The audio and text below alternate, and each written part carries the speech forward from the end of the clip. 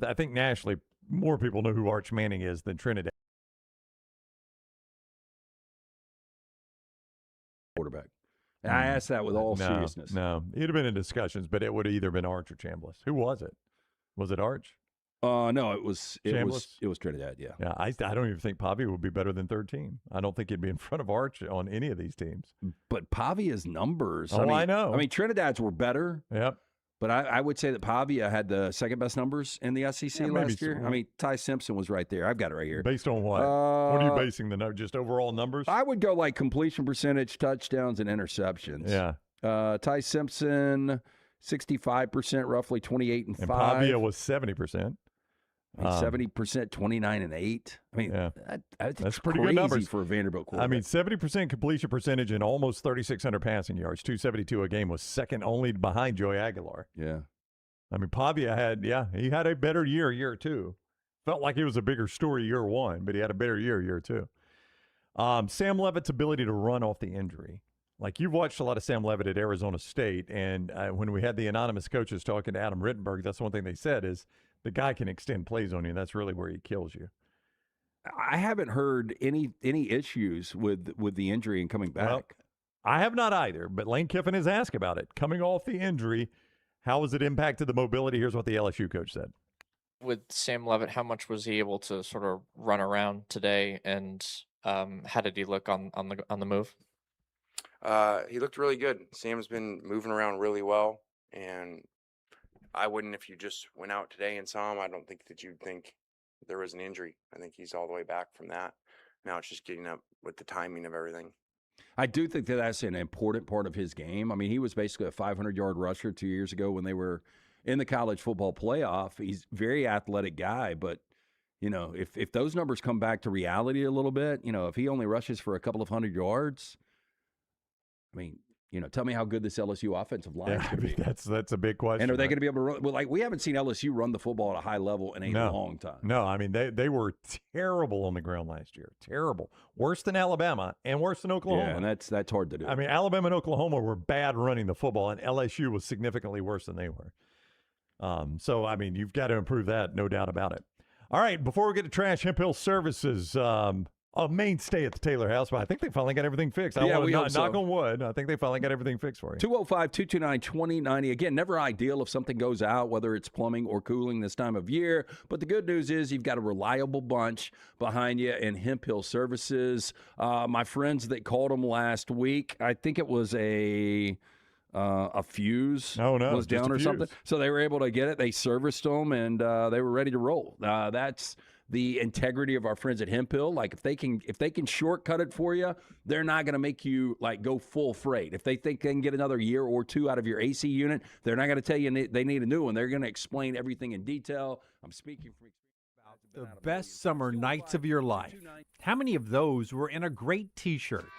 Visit nextround.store to get the perfect T-shirt for the next perfect Southern night. Nextround.store. The memories are waiting.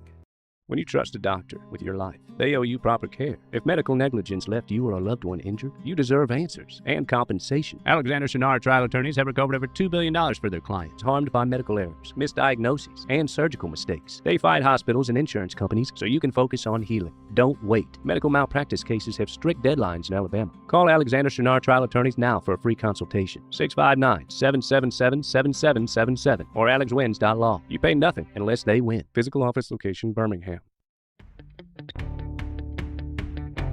Jim Dunaway, Lance Taylor, Ryan Brown. The Next Round, presented by Bud Light, is on now.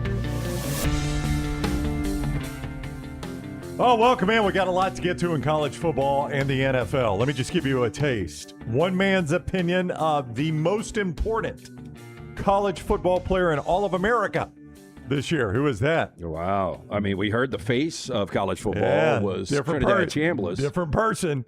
The most important player in college football. One NFL player that's having the best camp of his career at a perfect time.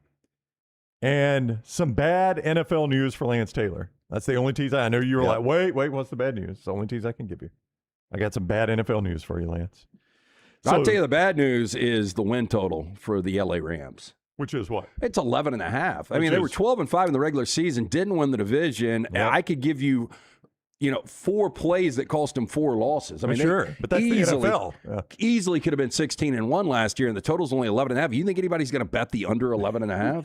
They're going to hammer that. So they're probably 10-7 this year, fighting for a wild I card. know. I do have some bad news Yeah. for you along those lines. Can we just start there? We can. Why? You don't want to wait for the bad news? I would rather go on and have the bad news now, where I can process it for the next 3 hours. I've got a long day today. We've got a lot of things going on up here. Right. And, let's get it out of the way. Is it going to put you in a bad mood? I mean, it depends on how bad it is. It can't be as bad as Cam Akers tearing his ACL in 2021. I remember that. Bill Barnwell, who covers the NFL, he's one of those statistic guys. He covers the NFL for ESPN. Is he the guy that did the 15 super teams? Yeah, you've seen this? Oh, yeah. Was that bad news? I mean, when you look at the percentages for the Rams to win the Super Bowl this year, what is it, like 7%? I mean, when you really go through the odds of the number of those teams that he previewed, and I do want you to do this because I thought it was really interesting. It's crazy, really. He when you does a look at deep it. dive. Yeah. But, I mean, the short favorites just don't win in the NFL. They just don't. So going back to 1990, he looked at the historic preseason odds to win the Super Bowl. Yeah, as far as like major favorites, That's like right. super teams. Super teams. And he found 15 that stood out. And here's what happened to those teams. 2017 Patriots lost the Super Bowl to the Eagles. 2007 Patriots lost the Super Bowl to the Giants. That was the undefeated Patriots. Yeah. They lost to the Giants. 96 49ers lost to the Packers in the divisional round. 02 Rams didn't even make the playoffs. Oh, You remember I that one? remember. Well, I mean, Kurt Warner got hurt. Marshall Faulk got hurt. Yep. 09 Patriots lost in the wild card to the Ravens. 97 Packers lost in the Super Bowl to the Broncos. I think people are picking up on the trend here. 90 49ers lost in the NFC Championship game to the Giants. 08 Patriots missed the playoffs. 26 Rams, we don't know yet. 95 49ers lost in the divisional round to the Packers. 21 Chiefs lost in the AFC Championship game to the Bengals. 94 49ers won the Super Bowl over the Chargers. That was a great team. Yeah, there was nothing you could do about the 94 49ers. 2019 Patriots lost in the wild card. 98 Packers lost in the wild card. 2018 Patriots won the Super Bowl. 01 Rams lost the Super Bowl. So if you were keeping score there, 15 of the biggest favorites in the history of the NFL going back to 1990. One is yet to be determined. 12 did not win the Super Bowl. 2 won the Super Bowl. Yeah. Well, I mean, here's That's the alarming. thing. Sooner than later, Matthew Stafford, the skills are going to diminish. You guys, I mean, remember how dominant Peyton Manning was when he was trying to chase down the 48 touchdown record before Brady, actually busted it with the Broncos, or maybe right after he busted it. But he was trying to chase down that record. Peyton Manning was incredible his first year or two in Denver, and then the skill set just completely fell off, and it was more of the cerebral quarterback that was smarter than everybody else with great defense. It's going to be like overnight. It could be this season. Yep. I mean, but that shows you how impossible it is to pick a winner in the NFL. It is. And I ask you, we talked about this the other day, is it getting that way in college football? Like, who was the odds-on favorite to win it all last year? Last year, it was, I want to say it was Texas. I will think tell you it right was. now. No, I think Texas was the favorite. I've got the preseason rankings from last year. Yep. And if you will hold And tight if you right could now. remember the year before, it would help too. Well, the year before was Ohio State, and they ended up doing it. winning it. Okay, so we were 1 for 1 there. Now They took you on a wild ride to win it. It got shaky, but they ended up winning it. Last year, Texas was your number 1 overall team. Guess who was number 2 in the AP Top 25? Number 2 in the AP Top 25 to start the year last year? Yep. Um, I'll just want to tell you, Forrester's national champion, Clemson, was number 4. It was Penn State. Very good, Brooks. Penn State started number 2 Hey, and with fired their coach? 23 first-place votes. What did we So that's the AP poll. Texas, Ohio State, and Georgia. And then 4th odds were Penn State to win the national title. So rewind it for me. What did we see in Penn State at this time last year? What you were we looking at? saw a great, returning backfield. Because they had Singleton as the running And back, Allen, and Singleton Aller, and Allen. and then then Aller Aller at as quarterback. quarterback. Okay, so we really like their backfield apparently. Yeah, I mean, I think it was like 18 returning starters. Coming off a semifinal run. And they were albeit coming a little off- bit of a superficial semifinal. Yeah, it was a semifinal run because seating sucked. And just to let you know, Indiana was 20th preseason. Coaches gave them a little bit more love at 19th preseason. Yeah. Miami was 10th in both polls But preseason. they were 100-1 preseason odds. to win Wait the a national minute. title. Wait a minute. Indiana Oh, was yeah. 100-1 last year? Well, Yes. you wouldn't. Would you have put No. $100 No, on it? you didn't No. even finish the sentence. Yeah. To your original point, yes, I think we are getting there in college football. I mean, I don't even know who the favorite is this year, though. I mean, it's probably a jumbled mess. I would imagine it's Texas again. Or Oregon. Or Oregon. I mean, what did the Vegas odds say? Who is the favorite? And it's not going to be, I was just going to ask. Vegas will have Ohio State the shortest odds. Yeah. So this was 15 teams in what, a 26, 35-year period? Yeah. I just wonder if now again we're about to there's talks of what this playoff could look like in the very near future. We'll get to that a little bit later in the show from Ross Dellinger.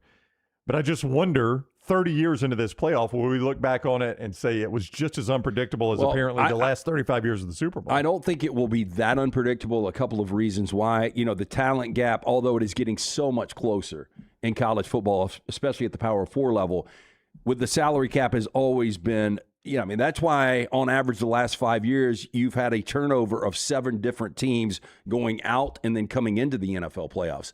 I think you've got that factor. I think that's big. I think the other factors you look at, the schedules. Like, you can manipulate a schedule to a degree in college football. We talk about Indiana's out of conference. Like, in the NFL, you randomly just get one of the 4 divisions on the other conference that rotate. So when you get that division that ends up being really good, like I forgot who's got, I guess it's the AFC West has got the NFC West this year. Right, head to head, yeah. And, I mean, that sucks for the AFC West. It does. You're playing the best division in football. Yeah. Yeah, you'd much rather get the AFC East where you can play the Jets and the Dolphins. Yeah, and I do think that, again, the separation in talent, a lot of these NFL games come down. I mean, you talk about the witching hour after those noon games, how everything is coming down to a final play, a final possession. You're getting more of that in college football, but it will never touch the NFL. Yeah, what are we seeing here? Oh, these are the national championship odds. Yeah, I figured Ohio State would have the shortest odds. But the toughest schedule. I mean, among the contenders, maybe the toughest schedule. I mean, Texas is a very tough schedule as well. I mean, this is BetMGM that I pulled this from, by the way. Thank you, Scott. Yeah, Notre Dame has got the easiest schedule of all of those. Yeah, for sure. There's no doubt. Like if you were in Miami. I mean, but that's just getting you to the college football playoff, and then once you're there. Yeah. So odds to win it, Alabama is 1, 2, 3, 4, 5, 6, 7, 8th. I mean, it's the perception, of course, they're in a group at 8 with LSU and Texas A&M. But the perception is not that Alabama has the eighth best odds to win the national championship, is it? Like when you hear people talk about Alabama. Yeah, I mean, in Vegas they do. No. I'm just saying generally when you hear people talk about Alabama, it doesn't. They don't talk about a team that has got the 8th best odds to win the national championship. Las Vegas has blinders on. They don't listen to all the outside noise at all. Now, to a degree, because you want to figure out where the money's going to come in. But I mean, Vegas to have the Rams at 11.5. I mean, who is not going to take the Rams over 11.5 I know everybody will. I mean, they won 12 games last year. They go out, get 2 lockdown corners and Myles Garrett. Likewise, if you had Ohio State, what would be the equivalent? So an 11.5 win total in the NFL is the equivalent of what in college? 10.5? No, for Ohio State, probably 9.5. 9.5. Everybody in the world will take Ohio State over 9.5, even with that schedule. Well, that's what their total is. But don't you think that'll be the most popular bet? I don't know. I would look at the schedule and I would stay away from it. Honestly, the crazy thing is Ohio State is 6-1. The Rams are plus 550 to win the Super Bowl. So you don't see a lot of times where you've got more of a outright Super Bowl favorite than you have in college football. Yeah. And I'll say this: I don't know how many teams in college football, Scott. If you'll throw that graphic up one more time, like look at these fan bases. How many are national championship or bust? Like I will be a miserable fan if my team doesn't win the national championship, because I'm going to tell you this: if the Rams just get to SoFi Super Bowl 61 and don't win it, it's going to be a disappointing season. Ohio State definitely. I think Texas is to that point. I think Texas is to that point. I think they're tired of being close and all that. I think Notre Dame's that point. They've been in such a drought. Indiana, they can take a break for 50 Indiana, years. they're worried about winning. Oregon's there. Oregon's there. Georgia's there.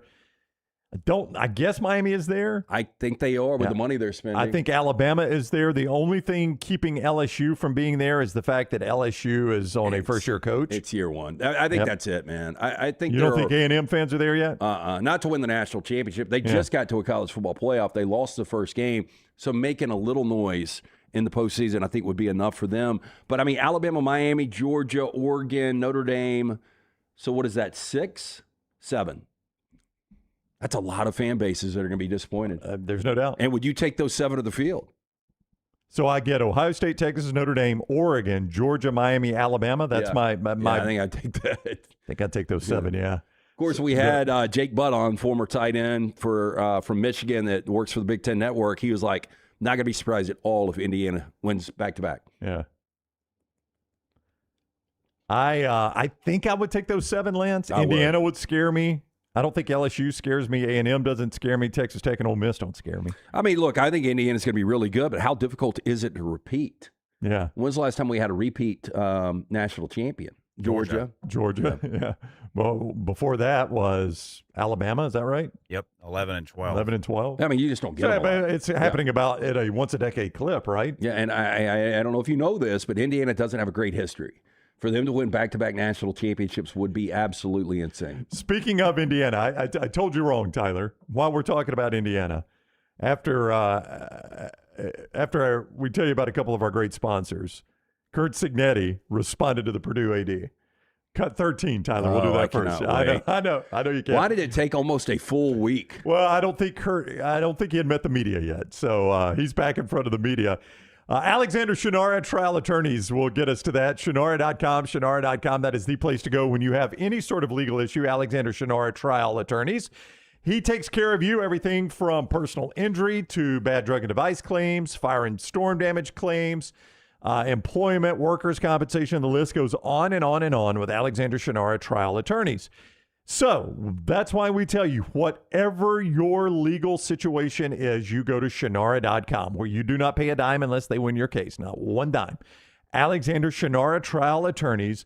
You don't pay a dime unless they win your case, and boy, do they win. More than $2 billion recovered for their clients. See more at Shunnarah.com, Shunnarah.com. Hey, and if you're planning a lunch today, maybe dinner, you just want to get out, have afternoon cocktails, whether it's with friends or clients, make it Odie's Tavern, Birmingham Institution, 2 locations, the original Crestline, the newer location right there in Edgewood on Broadway. Fantastic food from Rodney Davis. Get a great sandwich like that Diablo sandwich. The award-winning wings, fantastic burgers. Of course, the ice cold beer buckets full of the Bud Light and those Odie's famous cup cocktails. They're the biggest, best value out there. Stop in, see Will Haver and that great staff. Live music every Friday and Saturday night. Again, Birmingham Institution is Odie's Tavern. All right. I don't even have to reset what the Purdue AD said because Scott Forster's so good at his job. He's going to remind you in the midst of this clip, and we all wanted to know what Coach Sig would have to say about it. Here it is. I was wondering if you saw or heard the comments from Tommy McClellan in his opening presser last week. Kind of take a little shot. Every recruit, every current student athlete will hear this message repeatedly. We are here to win championships. If you don't want to win championships, go to Indiana. I didn't know if you had any comments on that at all. Not really. So dismissive. Not really. I wonder what he is like, the most energetic, the most personable he is. like you know, with like his siblings, his wife, his kids, his best friends. Like, do you imagine he's got a daughter, I think, maybe more than one, but dating his daughter, like the first time you go over to the house with that guy? Yeah, I don't think it would be like in Bad Boys when Will Smith opens the door. I don't know if you remember that. Never seen Bad Boys. Or you've never seen Bad Boys. Never seen Bad Boys. What was the other one with Ice Cube's kid in it? Help me out. Where they robbed banks, cars. Help me out. They had a sequel. It was overseas. Den of Thieves. Den of Thieves. Wow. Den of Thieves is a good one, too, where he comes to pick up his daughter. Oh, yeah. Yeah, and 50 Cent, that whole day, he walks him in the room. And all these dudes, all these muscle guys, you need to bring her back the way she looks right here. But he would be a difficult one. He would be, yeah. I think answer the door. Saban would too. Like Saban, everybody said Saban had this incredible personality away from football. I never saw it. Like, I wasn't around him a lot, but I never saw an interview. Even the time like Marty Smith and Tim Tebow went to his lake house. Yeah. It was the same Saban. Yeah. It's got to be the same Sig. I would imagine he's very intimidating. I would think so. He's the type of guy that throws you the bullet and says the next one comes at you a lot faster, right? I mean, that's the type of guy. You've never heard that one? No, I haven't. Yeah. When if you got daughters, when the kid first comes over, you toss him a bullet, and when he catches you, you say the second one comes at you a lot faster. I have never heard that one. Do you know anybody that's really done it? I've heard of people that have done it. I can't independently verify. You should check out the Bad Boys 2 scene. Yeah. Where Reggie shows up. That's what I'm talking about. Will's got the bottle of liquor when he answers the door.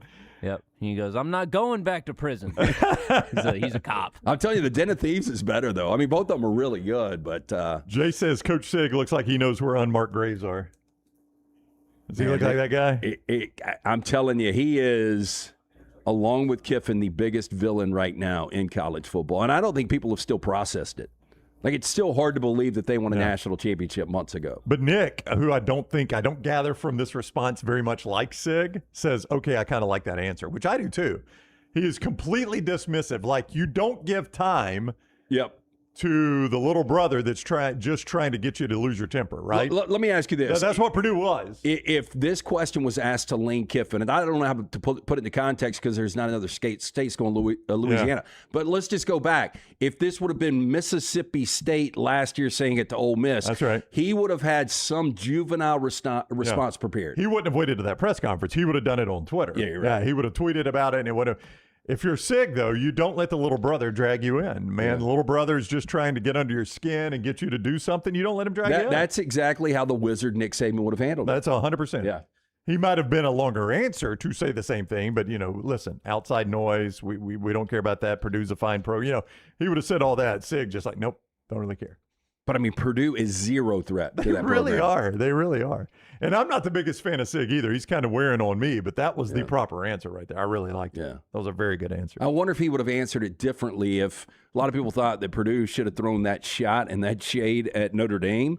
But if Notre Dame would have said the same thing about Indiana, I wonder if he handles it differently because, they are a threat as far as winning a national championship. Yeah, I mean, it's remarkable. Like, I don't know the dynamic. I know how this would play in this state, but I don't know the dynamic of the Indiana and Notre Dame fan.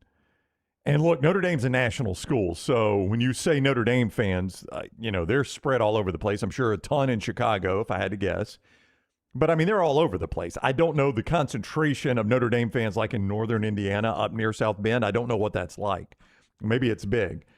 But I do wonder how much the fact that Indiana has won a national championship bugs the Indiana-based Notre Dame fans. It's got to kill them. It's got to kill them. They haven't won one in forever. Well, think about this, though. Like, Notre Dame, if they won a national championship, nobody would be surprised this year, right? If Notre Dame did? Yeah. That would be back-to-back Indiana schools winning a national championship. We had it right here in the state in 2009, 2010, which is still one of the more crazy accomplishments in the history of college football because – I would assume Florida's had back-to-back different programs win a national championship. I don't think Texas ever has. I don't think California ever has. I think the only two states that have ever done it are Alabama and Florida. Yeah. So in the history of college football. So, the state of Indiana could pull that off. They could. That's about the most unlikely one you could imagine, right? But I would imagine, I mean, if you're a Notre Dame fan in Indiana, that has got to bug the crap out of you that Indiana has won a national championship since you have. Oh, somebody walking in to get coffee this morning, they've got an Indiana sweatshirt on. Oh, I know. And you're a Notre Dame fan, and you're like, we have done so much more than you, and we can't win the national championship. Well, I mean, imagine a Notre Dame fan that was born in 89. So, yeah, I mean, they've lived a little bit. Yeah, so you got a 37-year-old out there that probably has had a second, third job. He's on a marriage. He's got multiple kids. He has grinded through all these football seasons. He's never seen a national championship with Notre Dame, and then Indiana pops up with a new coach and wins 27 games over the last 2 years. And the closest you've come in your lifetime as a Notre Dame fan was 2 years ago. Well, that's true. That's close. The second closest. No. The second closest you've come. I forgot about 2012. Was getting absolutely run out of the stadium by Alabama. I'm just embarrassed, undressed on a national stage. Yeah, you're right. Last year was the closest. But I do think Notre Dame fans are more optimistic than, say, a Dolphins fan. Oh, they should be. Yeah. They should be more optimistic than the vast majority of fan bases, NFL or college. Let's whiteboard this at some point. All right. The combination of big-time NFL and college programs that you feel great about, no chance at winning a championship in the next 5 years. How do I combo? I can combo anybody I want? Yeah, you're top 5.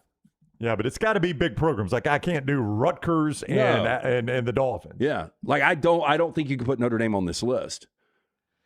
Yeah, I was going to ask you. I think a lot of people would put Alabama on this list. To not win one in the next 5 years? Because there's a lot of people that don't believe. I had a Michigan fan text me yesterday, and he was asking something about Klatt, and it had something to do with Alabama. Let me find this because it was interesting. And I was like, I don't think Klatt's a huge DeBoer fan. I mean, Klatt didn't have DeBoer in his top 10 coaches, which is weird because DeBoer was a Pac-12 guy, won at Washington. You would think that would appeal to Klatt. Kind of the West Coast guy winning at, not that Washington's, a non-traditional school. Washington's got a ton of tradition. They've had good moments. Klatt's top 25 preseason rankings. I don't know if we've showed those yet, have we? I know we went through a lot of different people. I think we did more of everybody's bracket, but I don't think we've looked at Klatt. I've not looked at Klatt's top 25. Anyway, he said, why would he have Michigan 6 spots ahead of Bama? That does seem weird. And I was like, I just don't think he's a DeBoer fan. And this guy was like, I'm not either. So it's a Bama fan saying that? No, this was a Michigan fan. A Michigan fan? Yeah, I think as far as a fan of the context of him being an elite coach. Right. So I think the majority of people would say Alabama has no shot in 5 years because they don't believe DeBoer is going to do it. And even if DeBoer is fired, then you got to reset with another coach. Back to Here's Klatt's top 25. Okay, so we got Klatt's top 25. All right, so he's got Oregon 1, Notre Dame 2, Ohio State 3, Miami 4, Indiana 5. Then he goes Georgia, Texas, LSU, Oklahoma, Michigan. That is awful high for Michigan. Texas Tech, USC, A&M, BYU, Alabama at 15. Yeah. And then rounding it out, Ole Miss, Penn State, SMU, Louisville, Washington 20, Houston, Iowa, Tennessee, Arizona, and Oklahoma State at 25. Eric Morris, year 1 with Drew Mestemaker. They are going to be a fun team to watch. I think that's very ambitious, putting them in the top 25 in year 1. Bill Conley will make a reappearance on this show in the next segment. He's not on the show, but we're using Bill Conley content. I saw this attributed to him, but I can't verify that he actually said it or has it ranked anywhere. And if so, it's one of the boldest playoff projections I've seen. He had Oklahoma State in his playoff. I saw it attributed to Bill Conley, but I can't independently find where Bill Conley said it. But so I wasn't going to bring it up on the show because I can't find it. But then when I saw Klatt with him at 25, I'm like, if Bill Conley did say that, and he may not have, but then Klatt's got him at 25, what am I missing in Oklahoma State? That is one heck of a turnaround. Like, I like that guy and I like the quarterback, but that's I think I don't know that you can turn it around. You brought in some North Texas guys that he thinks can play immediately, but it's not like North Texas was really good in the American, but it's not like North Texas was your Group 5 rep, right? No, they were not. I do think they were in the running. They're going to be much improved with this offense. Oklahoma State is, but even if, I just don't know how the bottom falls out for a team like Utah with their schedule, or BYU. We brought up BYU. BYU misses Texas Tech altogether. Utah misses Texas Tech altogether. It is hard to believe that 2 of those 3 teams in the Big 12 would not, be in that game. And if not, then maybe a Houston, maybe a TCU, but you got to get way down the pecking order, or an Arizona to get to Oklahoma State. They host Oregon week 2, Oklahoma State does. It's an early body clock kick for Oregon. It is an 11 a.m. Central kick, so it's an early body clock kick, a 9 a.m. kick for them. In Boone Pickens Stadium. What do you imagine that final score is? Oregon. Well, I was going to say that, the total, and we'll get a little bit of a glimpse early on. You are replacing Will Stein as your offensive coordinator at Oregon. And, this is a completely new offense for some of these players at Oklahoma State. But, if this game settled into the 3rd or 4th week, it was a primetime game, I could see this total be in the 70s. I don't think it will be. I think it's probably going to be more 64-65. Feels like a high-scoring game. Oh, yeah. I think it will definitely play out in the 30s. Bill Conley, on the most important player in college football. He's got more than one, but we'll focus first on the number one and then move on from there. When we come back, Central State Bank is the bank that is large enough to meet every single need you have, but small enough to know you. because they are a community bank. When you deal with a community bank, it makes a huge difference. Central State Bank is that bank for you. You're dealing with people that are in your community, the people that are making the decisions on that loan, people that are making the decisions on when you buy your first car, you're opening your business. They are people that are going to the same churches you go to. Their kids play at the same ballparks you go to the same schools your kids go to. That's who's making decisions, people that know you at Central State Bank. They're large enough to meet every need you have, small enough to know you. Central State Bank, community-focused, member FDIC. And I was wrong. That total's 60.5. At okay, least lower than I would have thought. Early number. Oregon, 18.5. Favored? That's a big number on the road in Stillwater. Yeah. Look, if you're in the market for new or pre-owned, whether it's car, SUV, or truck, our friends at Hoover Toyota, they are there for you. Stop in. Beautiful location right there on Highway 150. Go see Scott Peoples. Tell him the next round sent you. They're going to roll out that red carpet program. Starts when they throw you the keys. You've got the on-site finance department that I have used before. You've got the parts and service department right there as well. Just fantastic customer service from start to finish. Make sure you check out their inventory today. You can check it out online at hoovertoyota.com. Follow Scott Forrester on Twitter at ScottForresterTV. The insurance company called.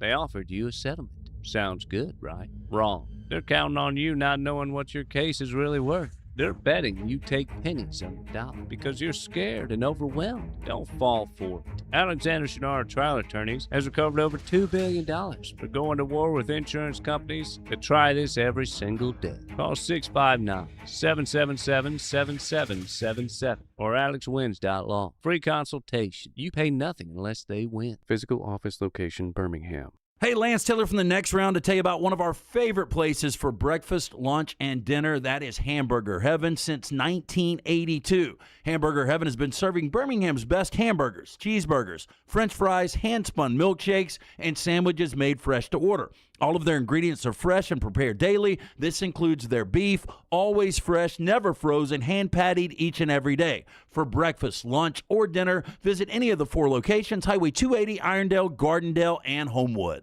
At Central State Bank, we are large enough to serve you and small enough to know you. Manage your money with ease, whether it's mobile banking, hassle-free checking, competitive loans, business solutions, or personalized financial advice. We're your hometown bank with big-time service. Visit us today and experience banking made simple, because at Central State Bank, you come first. Member FDIC. Never miss anything from the Next Round when you listen on demand through the podcast platform of your choice, Apple, Spotify, iHeart, or Google Podcast, wherever you listen. Always like, follow, subscribe, turn on automatic download so you can catch every part of the Next Round. Listen anywhere in the world, anytime on the Next Round podcast feed, and support the show by following, subscribing, and turning on automatic downloads on any podcast platform. Listen anywhere in the world, anytime on the Next Round podcast feed. Thanks for always making the Next Round a big part of your day. Remember the name Way to Wellness if you're battling weight loss in your life. I'm Jim Dunaway from the Next Round. There was a time I was over 216 pounds until Way to Wellness helped me lose 45 pounds, and now for over 2 years, they've helped me keep that weight off. Here's their website, aplanforme.com, aplanforme.com. That's a great name for a website because there's no cookie-cutter plan. Everything is designed specifically for you. No contract, no sign-up fees, and your first consultation is free at Way to Wellness. Hey, there's nothing worse than waking up to a plumbing problem. Don't get caught in a flooded house. Call the guys at Hemphill Services. Adam, Chad, and the team at Hemphill are the only ones I trust to fix it and fix it right the first time. Hemphill Services does it right and always at a fair price. For all of your plumbing, cooling, and heating needs, trust the name that Birmingham has trusted since 1954. That is Hemphill Services. Call now, 205-229-2090. That's 205-229-2090. Storm season is here. Make sure you have a plan of action in place right now. Greg from Pell City and Storm Restoration Roofing should be your first call when storms hit. Insurance companies love working with Storm Restoration Roofing because of Greg Nelson's name and reputation in the industry. When storms hit, call Greg Nelson. He's local, 205-542-3531. He's the home of the free no-cost roof inspection. Greg from Pell City on Facebook, 205-542-3531. It's Storm Restoration Roofing. The 2026 Yellowwood 500 weekend is returning to the Talladega Superspeedway Friday, October 23rd through Sunday, October 25th. The triple-header chase weekend at Talladega features 3 days of high-intensity racing across 3 series, capping off with the Yellowwood 500 on Sunday. Guarantee your spot now by visiting TalladagaSuperspeedway.com or calling 877-GO-TO-DEGA. And enhance your race weekend by adding passes to the Talladega Garage Experience, the most immersive in NASCAR. 877-GO-TO-DEGA or TalladagaSuperspeedway.com.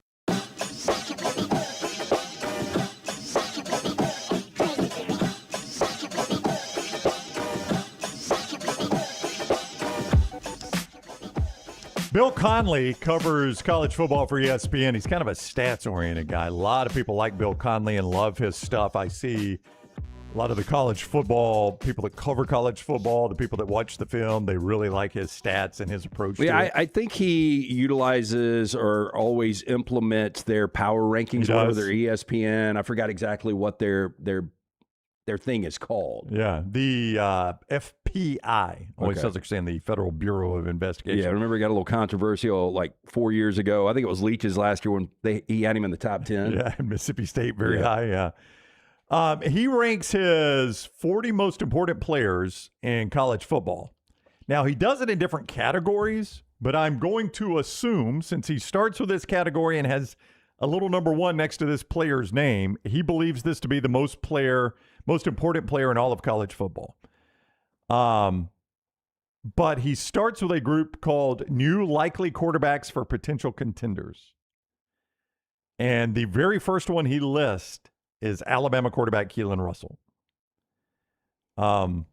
He says, Russell was one of my top prospects last year, spent a redshirt watching everything Ty Simpson has to do with one of the weakest Alabama offenses in years, carrying them to the college football playoff. Now he's got to do the same with even less proven skill core and a brand new offensive line. Recruiting rankings tell us there's plenty of raw talent here, and the Bama run game can't get any worse than it was last year. But while Russell hasn't even officially won the job yet, he might be the only guy with the upside to drive this offense to solid heights. If he's not awesome, Alabama probably isn't either. Keelon Russell, the most important player in college football, at least among the new likely quarterbacks, according to Bill Barnwell. Going to be really interesting if Austin Mack is your starter. I know. It's a lot of wasted time on Keelon Russell, right? See, to me, that guy is John Mateer. Well, he's very high. Okay, because I was just, I'm high on Oklahoma. You know that. Right. I think the schedule is brutal. I think their defense is going to be lights out again. They can't be much worse. I mean, they got a little bit better last year. The offensive line, a little bit better running the football. They finally have multiple weapons. Satania, Parker Livingstone coming over. I just think this Oklahoma team, if Mateer is 85% of what he was at Washington State, they're going to be really, really good. He's got him number 7 in a group we'll get to in a moment, quarterbacks with a game-changing leap in them. But while we're on Keelon Russell, why not hear his offensive coordinator say what he has seen in practice yesterday after fall camp practice? Auburn had the day off, more on them in a moment. After fall camp practice yesterday, here is offensive coordinator Ryan Grubb on what he wants to see from both those quarterbacks, Austin Mack and Keelon Russell. Yeah, I think the command of, I keep saying command, and I think one of the things that, I've been challenged them just now is command of a practice. I want to know what it feels like when the chips are down a little bit in a practice, or maybe we had a 3 and out and to move the ball. What did they look like? And, how are their teammates responding to them? So certainly you can't just have the rah-rah guy start if you can't throw the freaking ball. But I'm definitely looking for command because they're both capable physically of making all the plays. So now you're starting to look at decision-making, completion percentages, turnovers, explosives, how all those things obviously weigh out. But then also just, does it look like that guy believes, like, I'm going to make this play? And, both those guys are getting better at that every day. I mean, this is the same guy that last year in spring football, we were in the spring last year when he was like, if the season started today, Ty Simpson's our starter. And a lot of people were like, wow, that was an early call there. And sure enough, Ty Simpson was the starter and had, a fantastic year.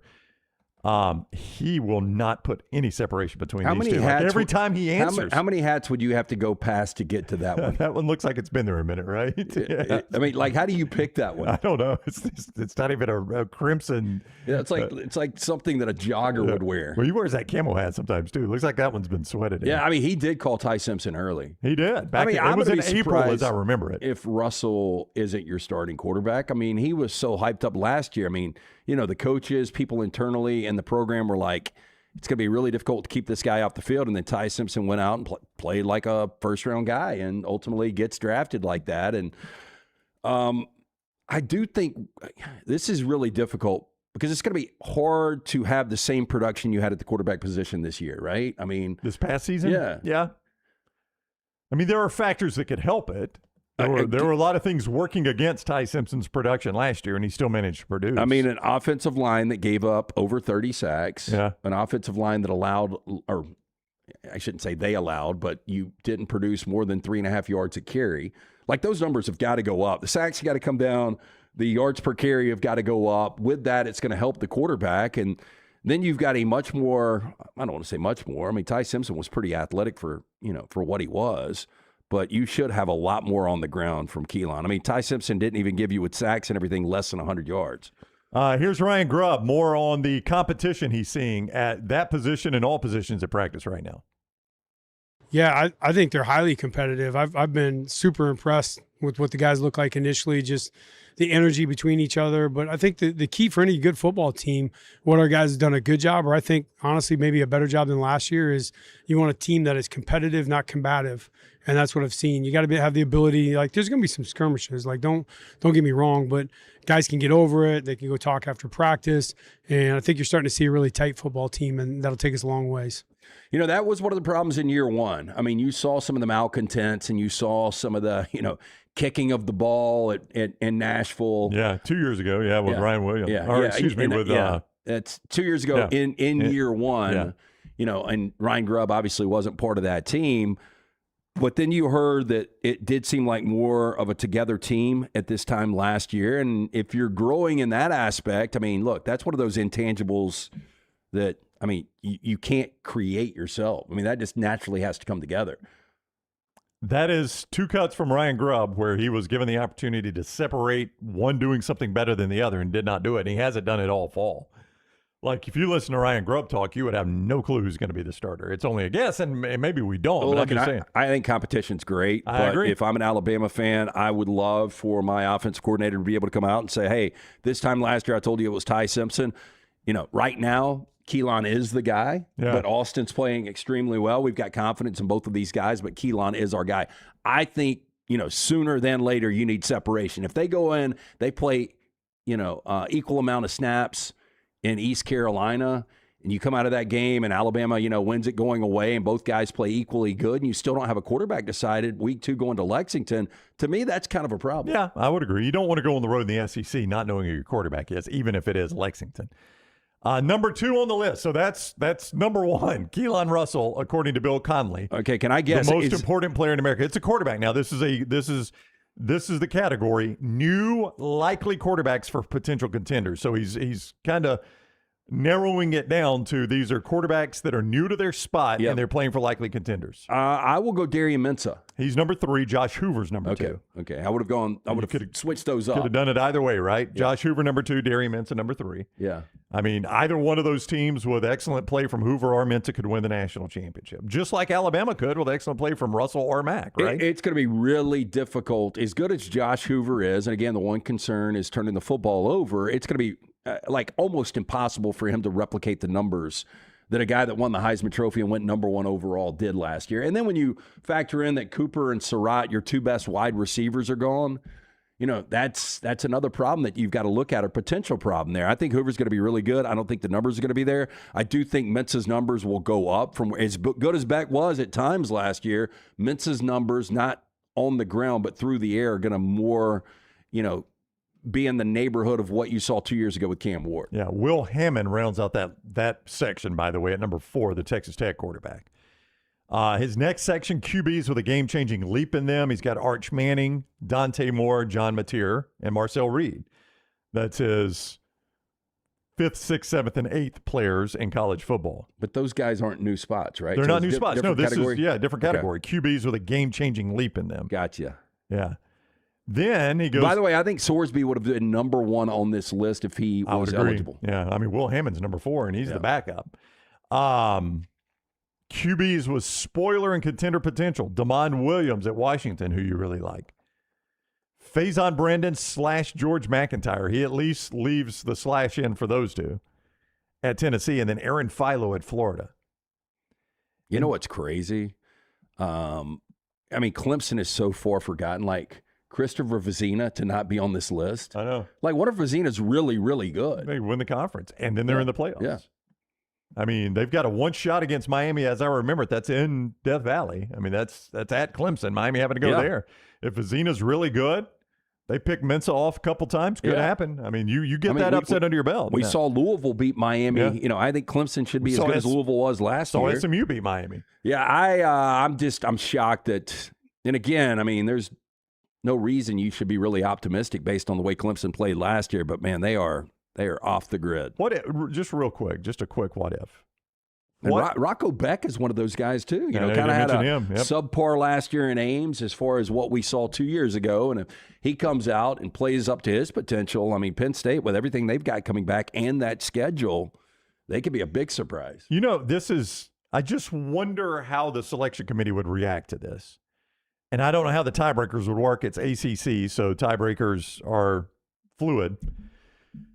But if Clemson found a way to beat Miami, SMU does not play either Clemson or Miami. So what if you've got a three-way tie where it's Clemson and SMU that go to the conference championship game? Do you think Miami could yet again not go to their conference championship game and get in the playoffs? You got to tell me how many losses Miami's got. Let's just say it's probably just the one. So looking at this schedule, out of conference, I mean, they got Notre Dame. So let's say they lose Notre Dame. Two. They've lost to Clemson and Notre Dame at that point. Boy, they're in a rock and hard place, aren't they? Well, I mean, if both Notre Dame and Clemson at that point are top 10 teams, but the problem you've got is you've got no appealing wins, zero. Your problem will be, here are your wins: Stanford, FAMU, Wake, Central Michigan, Florida State, Pitt, North Carolina, Duke, Virginia Tech, Boston College. Not a single ranked team in that group. Yeah, I mean, the hope at that point is Florida State, Pitt, and Virginia Tech are much better than advertised, and they're the back end of the top 25. But I just thought of that because SMU does not play Clemson or Miami. So if there's some sort of tiebreaker that would have SMU and Clemson playing in the championship game, if Clemson were to upset Miami,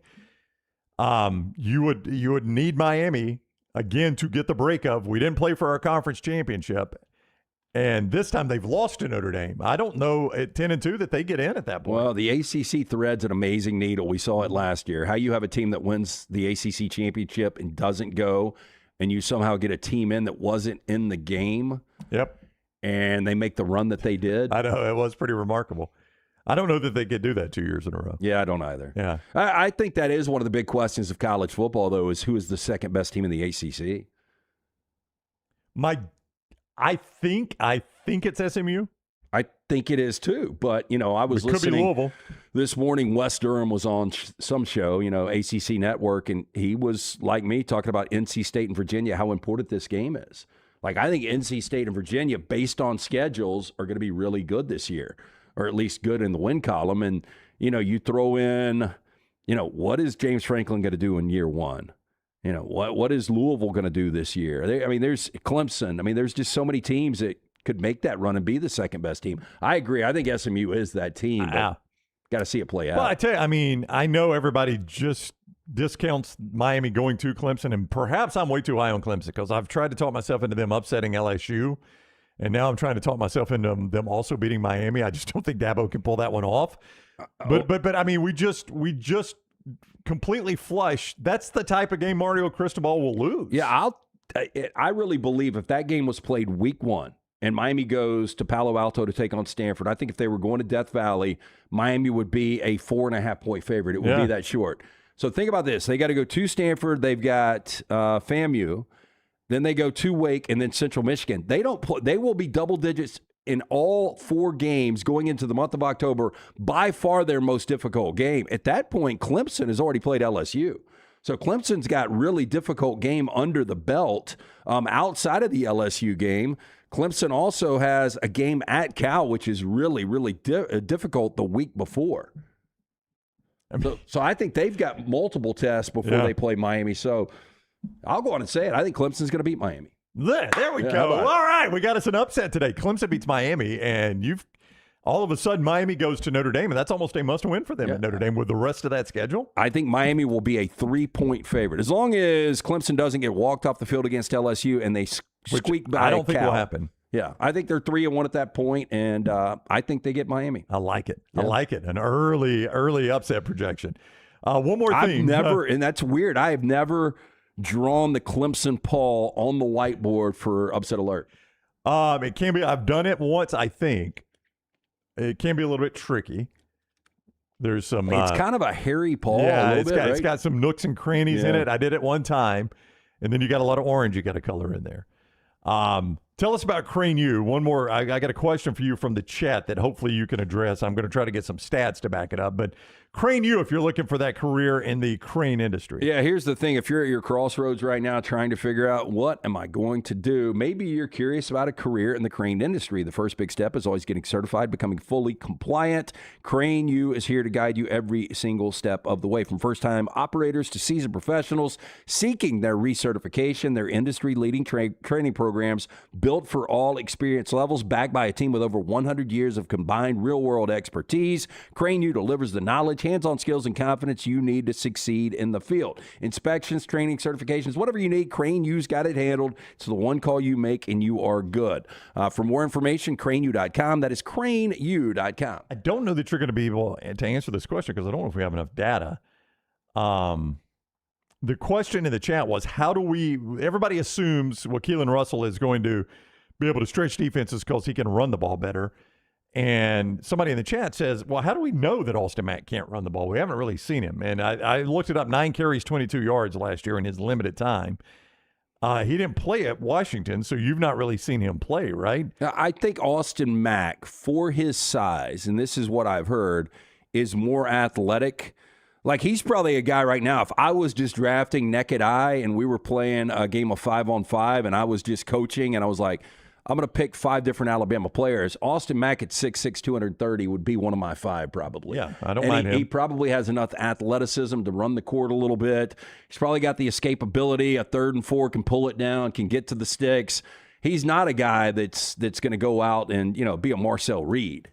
He's not a guy that's going to go out and be a John Mateer, but I think he can do just enough with his feet. He says in the chat room, the question was, who's to say he doesn't run it like Josh Allen or Cam Newton in short yardage situations? I mean, those are 2 excellent running quarterbacks.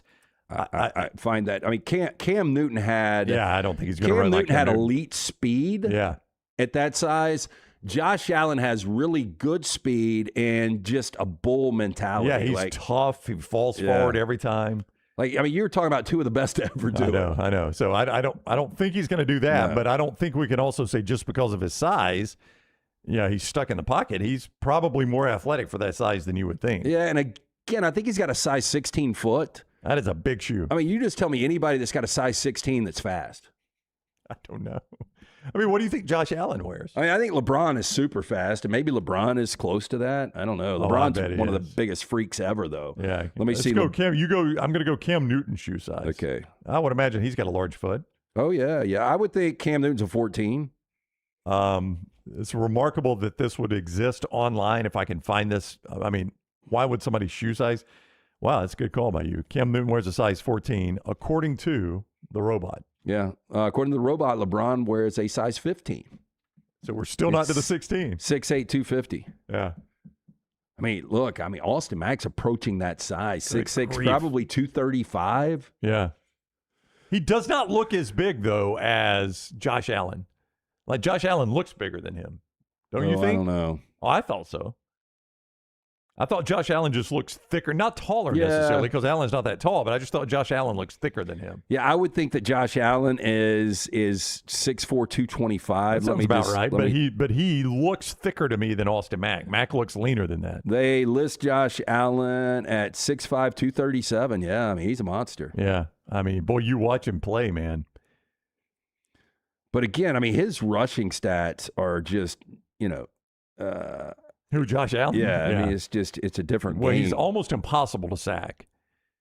He's just so hard to get to the ground. If you do sack him, he's going to call face mask. Yeah, if you sack him, he's going to want a late hit or something like that. He's going to beg to the officials every single time. Yeah, I mean, for his career, he's got almost 5,000 rushing yards, and he's averaged almost 5.5 yards per carry with 79 rushing touchdowns. Yeah.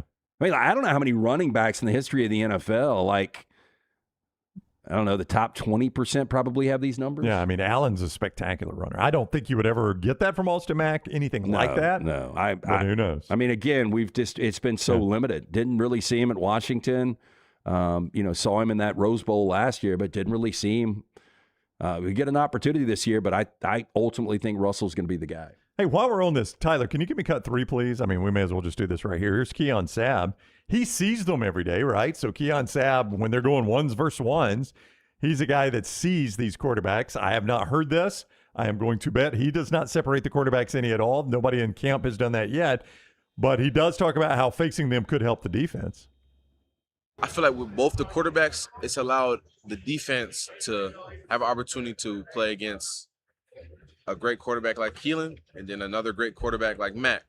Some guys or some teams, they may just be practicing against their one starter. With us having 2 starters, this allows us to work on a field that I might get from another quarterback. I may play from 2 different guys. So it's been better for us. I mean, nobody in this camp will separate those two. So it's either the most intense competition for the starting job, which is probably the case, or these guys have just been so schooled. Like, anytime you talk to the media, we don't separate the quarterbacks. When you look at the top 25, at least preseason this year, the only other team that is in a quarterback battle is Tennessee. Yeah. And, I think there is an expectation that Alabama, after winning a playoff game and winning 11 games last year, could win a national championship. I know it's a small minority that believes that, but really, they are the only team that could possibly win a national championship that has a quarterback battle going on right now. That is accurate. I can't think of anybody even close. And like you said, in the SEC, there's just not even many. Tennessee's got one. Some say Missouri does, although everything I've heard, Austin Simmons is going to start at Missouri, but maybe they've got one. Yeah, I don't think so. I mean, everybody else, I guess Florida's got one. But I wouldn't consider those national No, they're not. championship I'm just contenders. saying, you just look at the rest of the SEC, and almost every quarterback position is set. Yeah, Austin Simmons was named the starter by Mizzou in the spring. Yeah, but there were people, Brooks, I agree with you, and I saw that, but there have been people talking saying that he may not hold that job, which I've never. Well, I always thought, put out a QB1 post from their Twitter page. I know. That's why I was surprised at this. So Alabama had a quarterback selected in the first round last year, but you stopped me when you would take either Keelon or Austin Mack over any of these established starters for top 25 teams. Julian Sayett. No. Dante Moore. No. Gunnar Stockton. Nope. Arch Manning. No. CJ Carr. Nope. Josh Hoover. No. Darian Mensah. No. Marcel Reed. At times. I mean, there are times where Marcel Reed plays some bad football. But would you feel but if he were in Marcel Tuscaloosa, Reed, I think he'd be the starter right now. John Mateer. At times, but overall, no. Trinidad. No. Will Hammond. I mean, I haven't seen him. So, I mean, he's as big an unknown to me as Russell and Mack. Sam Leavitt. No. Jaden Maeva. No. Bear Bachmeier. I need him to change numbers. I'm not comfortable having a guy playing quarterback That at would number be 47. weird. Yes. Bryce Underwood. You like him more than I do. At times, yes, I would take Mack and Russell over Bryce. Just a couple more. Rocco Beck. No. Tennessee off the table. Damon Williams. No. Kevin Jennings. No. Yeah. No, I mean, that's where you are. Now, let's do that at the end of the season. At the end of the season, like if this like if Ty Simpson was coming back. There you go. Well, no. If this were just last year. Well, let's just say Ty Simpson was coming back. Oh, I would take him over a lot of those guys. Yeah. But my point was going to be, if this were last year and you were asking me Ty Simpson or these guys, you would have taken all those guys. I would have taken a lot of those guys. Ty Simpson was drafted into the first round. So, yeah, you don't know that. And I find it hard to believe you're going to get that type of production, although Keelon Russell might end up being the better quarterback. Yeah. But you don't get bad quarterback play from Kalen DeBoer. Well, I was going to ask, would you have said the same thing about Julian Sayett last year? Redshirt freshman, had barely played. Yeah, because it's very similar to what Keelon Russell He's an Ohio State quarterback. And he had Jeremiah Smith, and he had Cornell Tate, and he had Ryan Day. Yeah, he's an Ohio State quarterback, so I would have given him the benefit of the doubt. And that's why we need to give the benefit of the doubt, because it is Kalen DeBoer quarterback. And they've all been pretty good.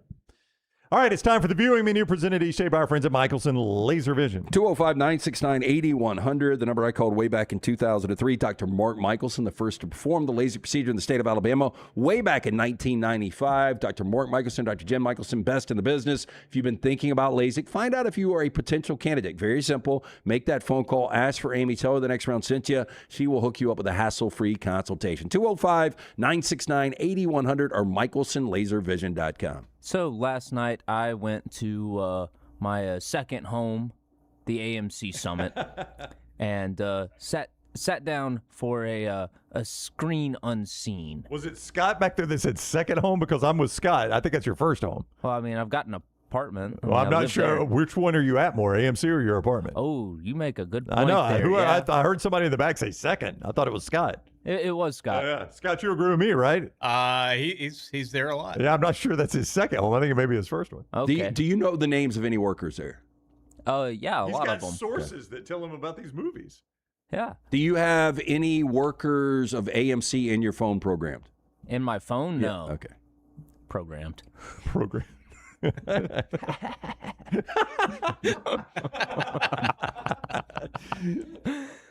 But the unseen movie. Go ahead. The unseen movie was what? The unseen movie last night was Tony from A24, the Anthony Bourdain biopic starring Dominic Sessa from The Holdovers as Anthony Bourdain. It also has Antonio Banderas as the chef who trains Anthony Bourdain, Leo Woodall from Tuner as one of the guys in the kitchen. Good actor. Very good actor. And I really enjoyed it. I think more biopics should take this route where you're just looking at a snapshot of an important moment in their life rather than the typical sort of rise and fall sort of deal or from birth to fame to death. This was really well done. And probably the easier way to do the film. It is the easier way to do the film, in my opinion. And it was great. It really captured the energy of working in a kitchen and just that day in, day out line cook lifestyle, the debauchery, the partying, the stress, all of that goes into it. So look at the two extremes, like Chef, which was kind of a comedy with Jon Favreau and did a great job writing that and looked like a chef. And then The Bear. And I've only seen a few episodes of The Bear, but there is an appetite for these. Is it kind of a combination of them?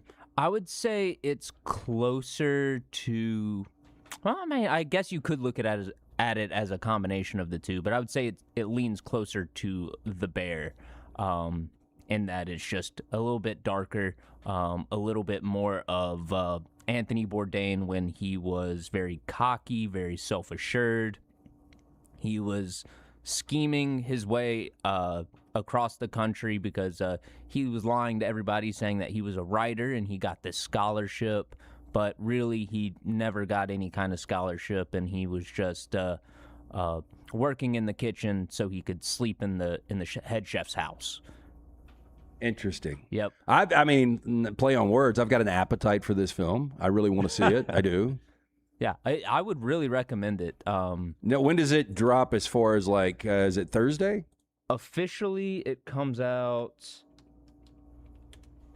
it goes wide August 21st. Okay. So next weekend, you'll be able to see it. But I really recommend it. I really enjoyed it. Yeah, just well done. I'll see it. I don't know. It seems like one of those that'll probably go to streaming within the next couple of months. So yeah, with football coming up, max. probably we'll wait on that. I started the documentary, and I'm wondering if Forrester or anybody here has seen it, Dynasty, the Murdochs. Now, I know it dropped back in March. It's on Netflix. But if you like Succession, I always heard when Succession was created, they created it after the Murdoch family. Mm-hmm. And when you watch this documentary, and I'm only 2 of 4 in, it is definitely the Roys. And you like Succession, so I think you would like the documentary. Good. Yeah. Good watch. You've seen it, Scott? I have. Yeah. Did you watch Succession? No. Okay. I think you would like Succession a lot. But, I mean, this is kind of the backstory of Succession. Alrighty.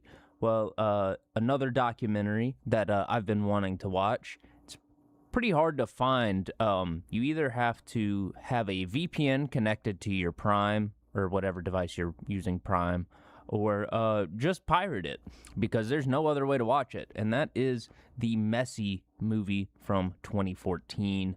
Over the weekend, we got the news that Messi's father, Jorge, passed away.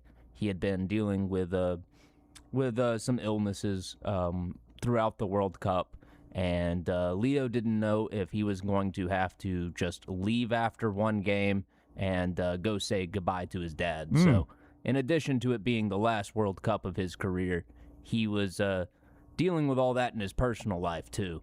So I do want to go back and watch this documentary, because it just shows how he grew up in Rosario and became the greatest soccer player the world's ever seen. He's very family-oriented. His father worked all day so that Messi could play the game, and his grandmother yelled at Messi's first coach to put him on the team because Messi had that growth deficiency and didn't want to play him because he thought he would get hurt. And Messi's grandmother said, no, you're going to play him, and he's going to be the best player on this team. And first game he plays, he scores a hat trick. Well, let us know how it is, because I'm going to pass on that one. Well, You, Brown? Sounded like a lot of work to get to it. I have to pirate something. Yeah. On Max, you can watch Hard Knocks training camp with the Seattle Seahawks. I started watching this. So difficult to watch. John Snyder seems like he's got a drink in his hand all the time, the general manager. And then finally, Hulu has added Dangerous Animals to its catalog. So It's good. a good shark movie. I Yeah. was talking about it with my good friend Tim Melton over the weekend about it, because he picked up a 4K steelbook of it because it is that good. It's about a shark-obsessed serial killer played by Jai Courtney, who holds a rebellious surfer named Zephyr captive on his boat. Racing against time, she must figure out a way to escape before he carries out a ritualistic feeding to the sharks below. And I think it's notable because I think it's the first time in film history that the song Baby Shark appeared in film. Eesh. That's a reason not to watch it. It is fun, though. A lot of fun. It's a And Jay Courtney, I mean, he's like, he would have been good in Game of Thrones. Yeah, he wouldn't have been half bad. He ended up being Captain Boomerang in the Suicide Squad movie with Harley Quinn and Will Smith around that time, which was not good, but he was all right in it. Yeah. And that's all I got. That's the viewing menu. Clay Travis next with us on the next round, presented by Bud Light. Facing time for a crime, huh? Got a list of charges looming over your head. 5-0 got your back up against the wall. Them alphabet boys trying to sit you down on that rack. Well, have no fear. The People's Defender is here. Attorney J.B. Brown, powered by Alexander Shunnarah Trial Attorney. He meticulously investigates every case and challenges evidence. Dedicated to protecting the rights and futures of individuals facing criminal charges. Hit him up now at thepeoplesdefender.com. Thepeoplesdefender.com. Physical office location, Birmingham. Sterling and the fine folks at Champy's Chicken on Highway 119 in Alabaster want to welcome you in for a great lunch or dinner starting at 11 a.m. every day. Chicken that's brined overnight and cooked to order, and the taste of the Delta with those Delta recipe tamales. Champy's is perfect for all your tailgating needs this football season. You can also choose Champy's for your next party, wedding, or birthday. Great food, great people. Champy's Chicken on Highway 119 in Alabaster, and everything online at champyschicken.com. At Central State Bank, we are large enough to serve you and small enough to know you.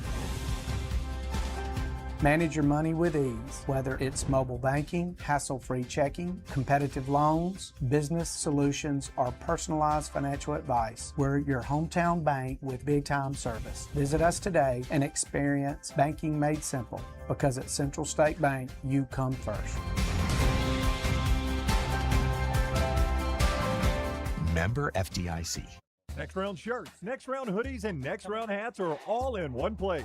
Nextround.store. Find your favorite piece of gear from your favorite show and put it in your rotation. You never know. You might be in one of our videos showing Next Round gear being worn all over the world. Find all your favorite Next Round gear by visiting Nextround.store. Place an order for you and that big Next Round fan in your life at Nextround.store. Look your best at work, at school, at the stadium, or anywhere you go wearing Next Round gear from Nextround.store. Stop by the New York Butcher Shop and pick up the finest in certified Angus prime beef steaks and burgers, premium pork chops, ribs, and all-natural chicken cut to order just for you. Their chef-prepared entrees and side dishes are the perfect dinner-to-go choice for your family and are ready to heat at home. With a great selection of fine wines and desserts, the New York Butcher Shop is your one-stop dinner shop. 2 locations to serve you, Cahaba Heights and on Highway 119 in Greystone. The New York Butcher Shop, rare quality, well-done service.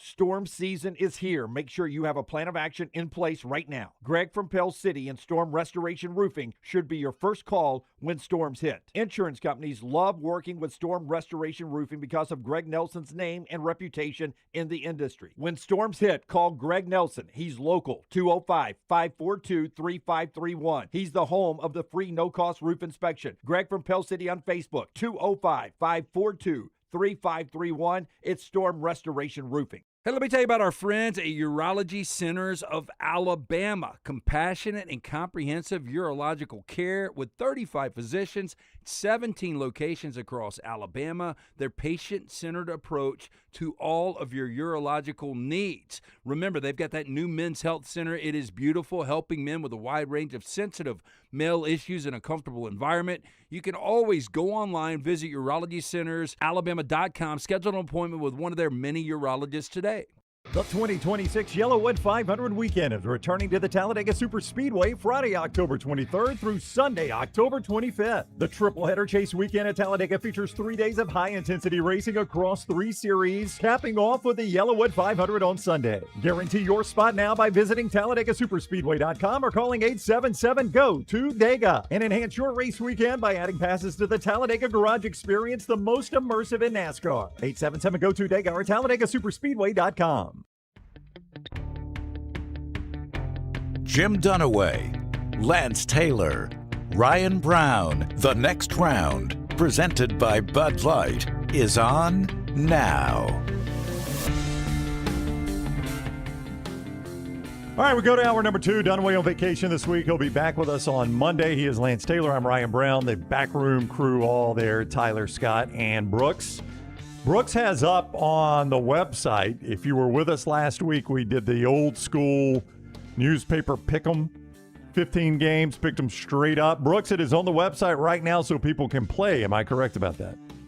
That is correct. And from a Jimmy D inspired take from the old Birmingham News, we put together a graphic and a whole look that is supposed to resemble old school newspapers. That's kind of what it looked like. Yeah, I like the look. Now, the problem with Dunaway's game is that all of these games are spread out throughout the season, so it's impossible at this point to pick these. It is.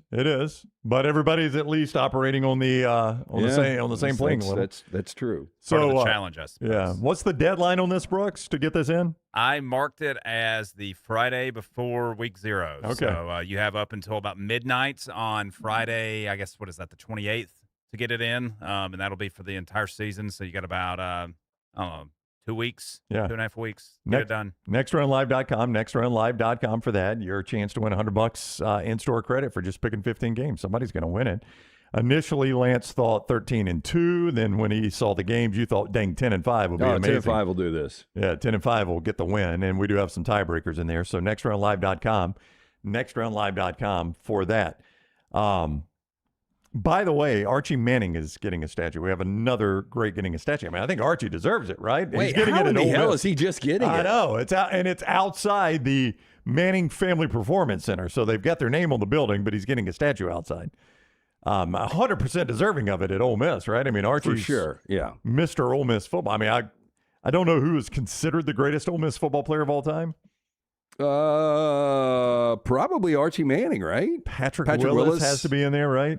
I mean, A.J. Brown is coming on. DK Metcalf. I mean, they were fantastic there. I mean, Trinidad's in the conversation now. He is. I think it's probably Archie Manning, probably. I think so. I think Archie Manning is the guy. He's getting a statue there.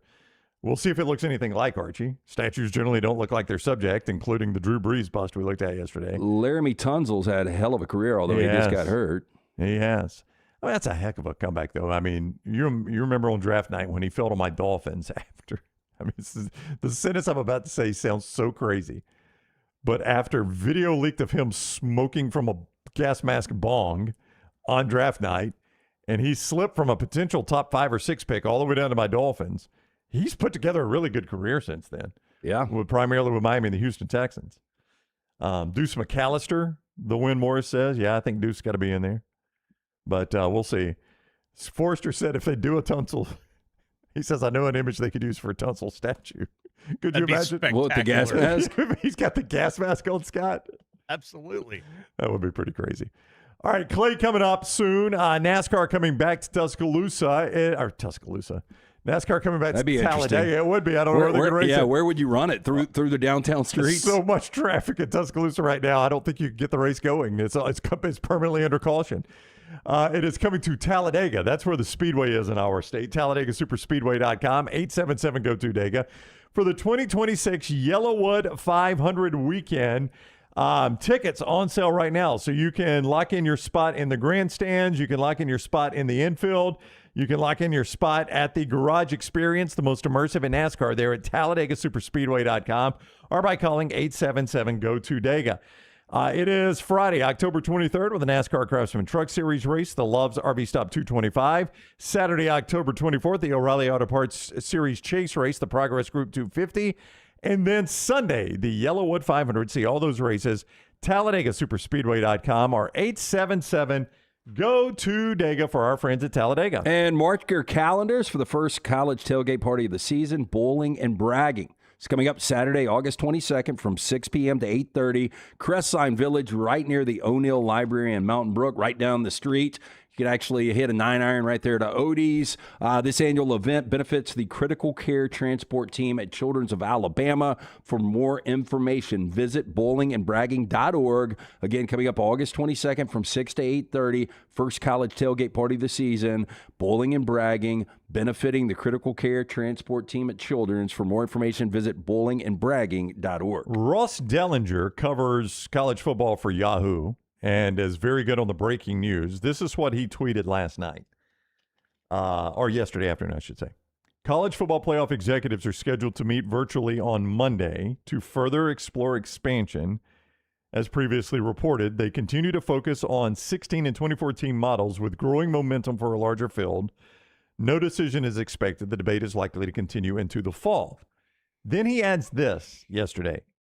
ESPN, the rights holder of the playoff, is socializing with college football playoff leaders a 16-team format with 4 play-in games for their final 4 spots into the field. So 4 play-in games to determine seeds 13, 14, 15, and 16.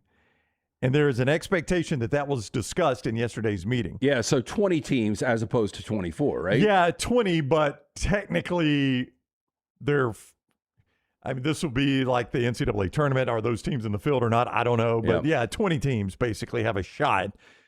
8 of those teams are going to be involved in 4 play-in games. Yeah, I heard Heather Dinich talking this morning. It still is more than likely that 24 would be the number.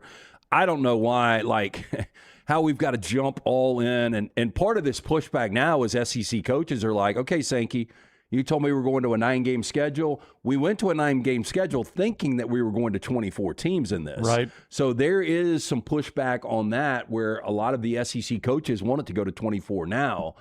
I think, unfortunately, we're going to go to 24. I think we should go, if we're going to expand, I think it should hold at 12 for a minute. And if we're going to expand it 4 more and do 16. But I don't think that is more.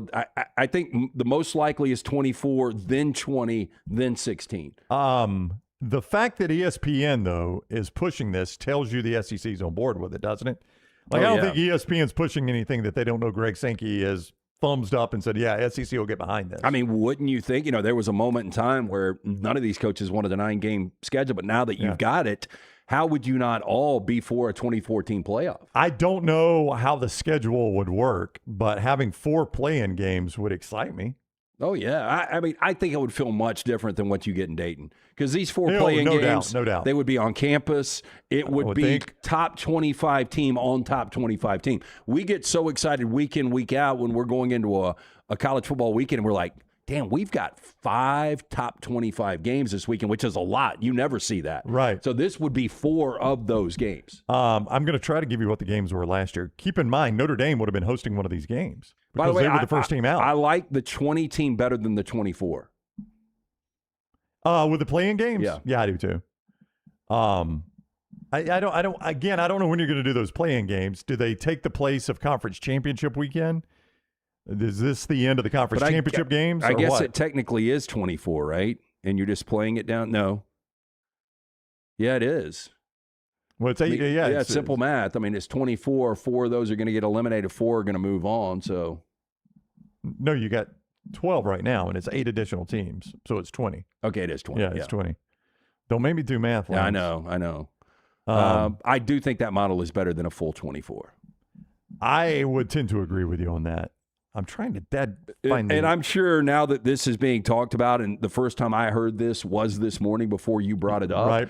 So I bet people will go back and say, hey, this is what it would have looked like in 2025. Which is what I'm trying to do, but I've got to find the playoff rankings. So here we go.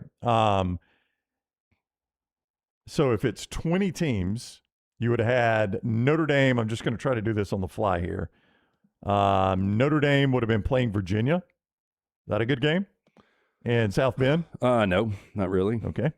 BYU is playing Michigan and Provo. Yeah. That's a really good game. Texas is playing USC in Austin. Yeah, I mean, I think that's a fun game. And Vanderbilt is hosting Utah in Nashville. Yeah. That's a good weekend. Yeah, sign me up. I mean, if that's what I get from playing games.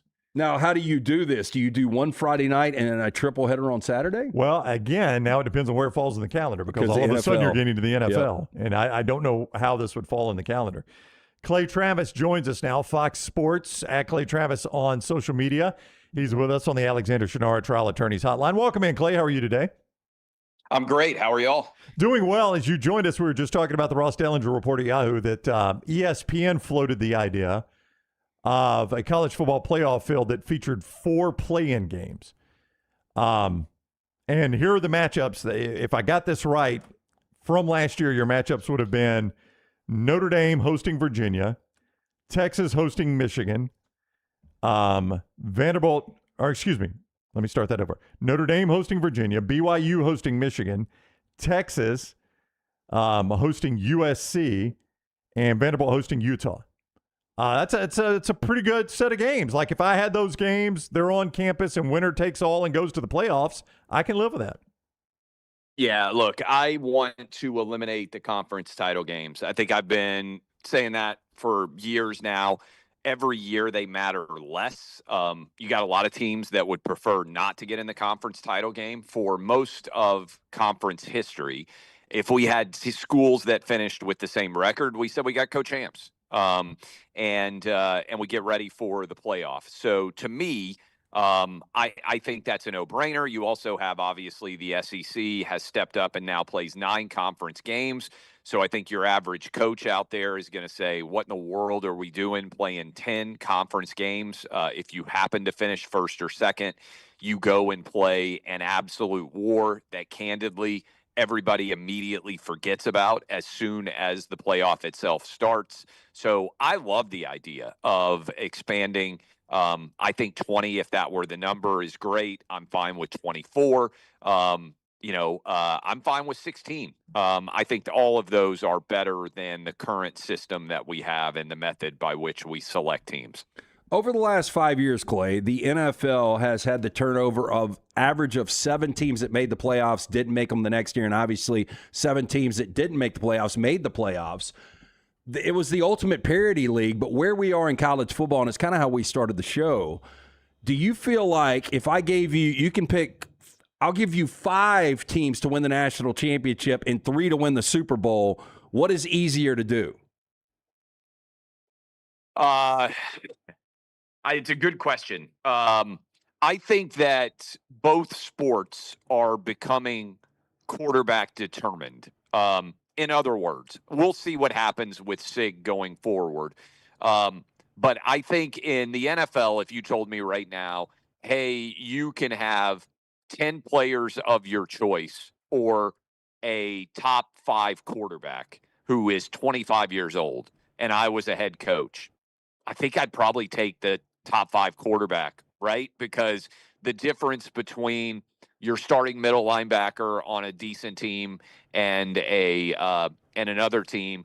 In other words, the drop off between every other position is so much less significant that if you have a bona fide, without question, top 5 guy, it's just a no-brainer, right? Like, to me, that's the answer. And so I think college football is becoming the same way. And so if you can get a truly transcendent college football talent, I think you can win a championship faster than we've seen in a very long time. I would agree with you. I think the transfer portal has created that. What is weird is when you see what Tennessee has right now, which is 2 guys that are young actually battling it out. Like, it's almost like we've forgotten that used to happen all the time in college football with McIntyre and Faison Brandon battling this thing out. Like almost any other situation, you just go get a portal quarterback and he's your obvious starter, you know? Yeah, no, I think you're right. Look, I think Tennessee thought they might get an opportunity to be able to go get a veteran, right? They went into the marketplace and they kind of competed, and then I think they thought the Sorsby, the price was too high. Obviously, that ended up being a good decision. I think LSU overbid, and then I think on some level they thought that Joey Aguilar might be back, right? He was filing his lawsuit. But I also think they're really pretty comfortable with the 2 guys that they've got. And even if you take some growing pains, I think I hinted at this with you a couple weeks ago that DGG, David Gabriel George, if you guys have not watched this guy, I think the hype on him coming out of Baylor and Chattanooga, what he's going to do this year. I think they play, I know they do, on August 20th if you're just jonesing for football. Baylor is going to play against Brentwood Academy. Both of those schools are top 15 in the nation college football preseason, just stacked with tons of 4- and 5-star caliber talent, both teams here in the state of Tennessee. And I think the hype train for DGG by the time he enrolls in December at Tennessee is going to be off the charts. I think he'll be the best freshman running back Tennessee has had since Jamal Lewis. I've got people who you all know in coaching who are like, he's the best high school running back I've ever seen in my life. So I think that they're going to have a young quarterback to pair with him in theory for 3 years. And they feel like if they can figure out who that young quarterback is, and then they bring in DGG, that's the foundation that is going to be certainly a playoff team, but a championship caliber offensive foundation. And I think there's a lot of excitement about that from Tennessee fans, as long as the freshman or McIntyre, if he comes in and he's the starter, if they can go 8-4 and be competitive against a very tough schedule, I think a lot of people are already saying, hey, we are excited about where things are going to be. Look, defense is going to be good, but yeah, I think you're a little bit right that Tennessee's in an old-fashioned quarterback battle, the likes of which used to be very common and now are not. If you want to go old school, for people who remember this, I believe the last true freshman quarterback to start a game for Tennessee, I believe I'm correct in this, was a guy named Brent Schaefer. Do you remember Brent Schaefer's name? Yeah, I do. And he actually won the battle with Eric Ainge. And Eric Ainge obviously ended up being a highly successful SEC quarterback for multiple years with Tennessee. But Brent Schaefer actually won that job when they were both true freshmen and started week 1 before Eric Ainge ended up winning that job in the weeks ahead. So point I make about that is just that was about 20 years ago that happened for old school SEC fans. But young quarterback who is starting his first ever game, that's going to happen for Tennessee. It's either going to be McIntyre or it's going to be Brandon. And I think Tennessee likes both these guys. I had heard it was likely to be Faison Brandon. I've heard that they both looked very good in camp and that nobody has distanced themselves yet to be named the starter. Yesterday afternoon, our social media director, Brooks, sent me something via text. Very, very surprising. You've probably seen this. I'm going to give you 3 events that are taking place in the month of September, and you give me ABC, highest to lowest ticket, you think. We have Eric Clapton playing the United Center in Chicago. We have LSU in Oxford taking on Ole Miss on September 19th. And we have Colin Kaepernick speaking to a mass group in Chicago. What do you think the highest ticket and the lowest ticket is? So I had to jot those down. So I'm assuming, Eric, and I'm going front row Eric Clapton tickets in the United States. That's a big venue. I'm assuming Clapton is playing a stadium of some sort. Obviously, we know LSU Ole Miss is a big stadium. I would bet the Kaepernick talk is very small. The fact that you put Kaepernick talk on there makes me think that it's going to be the number one, which is crazy. But if I were ranking and I just was looking at this, I would say LSU Ole Miss. Now, I did run into a buddy who's an old LSU fan, and I said, hey, I'm going to be in Oxford for that game. He said, you know what? I'm actually afraid for my safety. I think that game is going to be so contentious if you're wearing LSU gear. He was like, I decided not to go. He's like, there are other games I'm going to go to. But so I don't know if any other LSU people are making that decision. But I would go LSU, Ole Miss 1, Clapton 2, Cap 3. Okay, get in right now for LSU Oklahoma is $593. I can get you a front row ticket to see Eric Clapton in the United Center for $350. The best tickets in the house are over $600 to hear Colin Kaepernick talk about I don't know what. I wouldn't pay $100 to see Tom Brady, the greatest ever, speak. I don't know about you guys. I would have no desire. And people that are paying $600 when I could go to LSU Oklahoma instead is absolutely insane. LSU Ole Miss? I mean, LSU Ole Miss, yeah. Hey, guys, I got Fox Business Television here in 30 seconds. I could tell. So I wouldn't pay anything. I bet they're rolling that Kaepernick into a larger conference price. That would be my expectation. Boys, keep up the good work. We'll see you, Clay. Do it as Fox you heard the producer was in here right when I asked the question. Right? Yeah, Clay was completely flummoxed. Does that surprise, like any former NFL quarterback, and I know this is going to be a big political. Yeah, I mean, it's not going to be about football. Yeah. I mean, that's the thing. Now, I don't know how big the venue is, but hey, I applaud him if he can get that kind of money to speak. I'd do it. I would be speaking left and right if I got that kind of money. Nobody's asked me in forever, what is Colin Kaepernick doing now? But he's making a lot of money if he's getting $600 a ticket. Yeah. I cannot think of anyone alive, president, billionaire, or whatever, I'd pay $600 to see speak. In fact, I don't even have to say I can't think of it. There's not anyone alive. There's not. A lot of those businesses will pay former presidents and politicians hundreds of thousands. No, I get it, but they're paying speak. the freight. Now you have a typical American that is going to pay $600. And to your point, not necessarily a shot at Kaepernick, because if he can get it, good for him. Yeah, I don't understand why anybody would pay that, but I don't understand why anybody would pay $600 to hear anyone speak. I would say, what would be the most important person to hear speak right now? I mean, any U.S. president is going to draw a crowd when but they speak so often. $600. I'll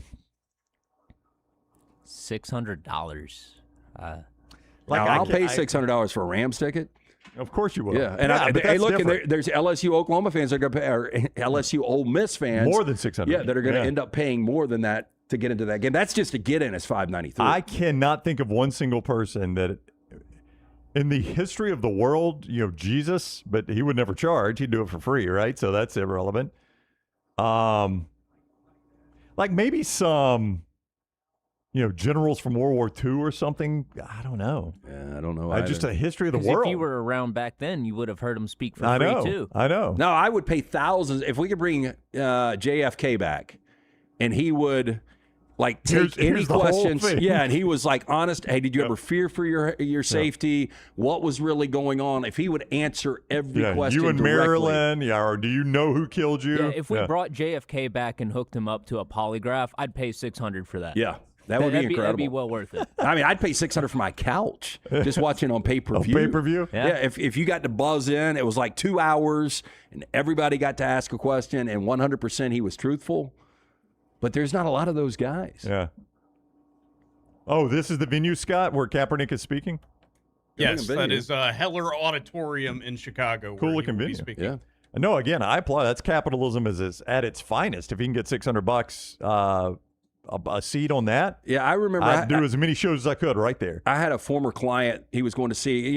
There's a lot of these little get-togethers, speaking engagements that you don't know about that are kind of private and people get invited.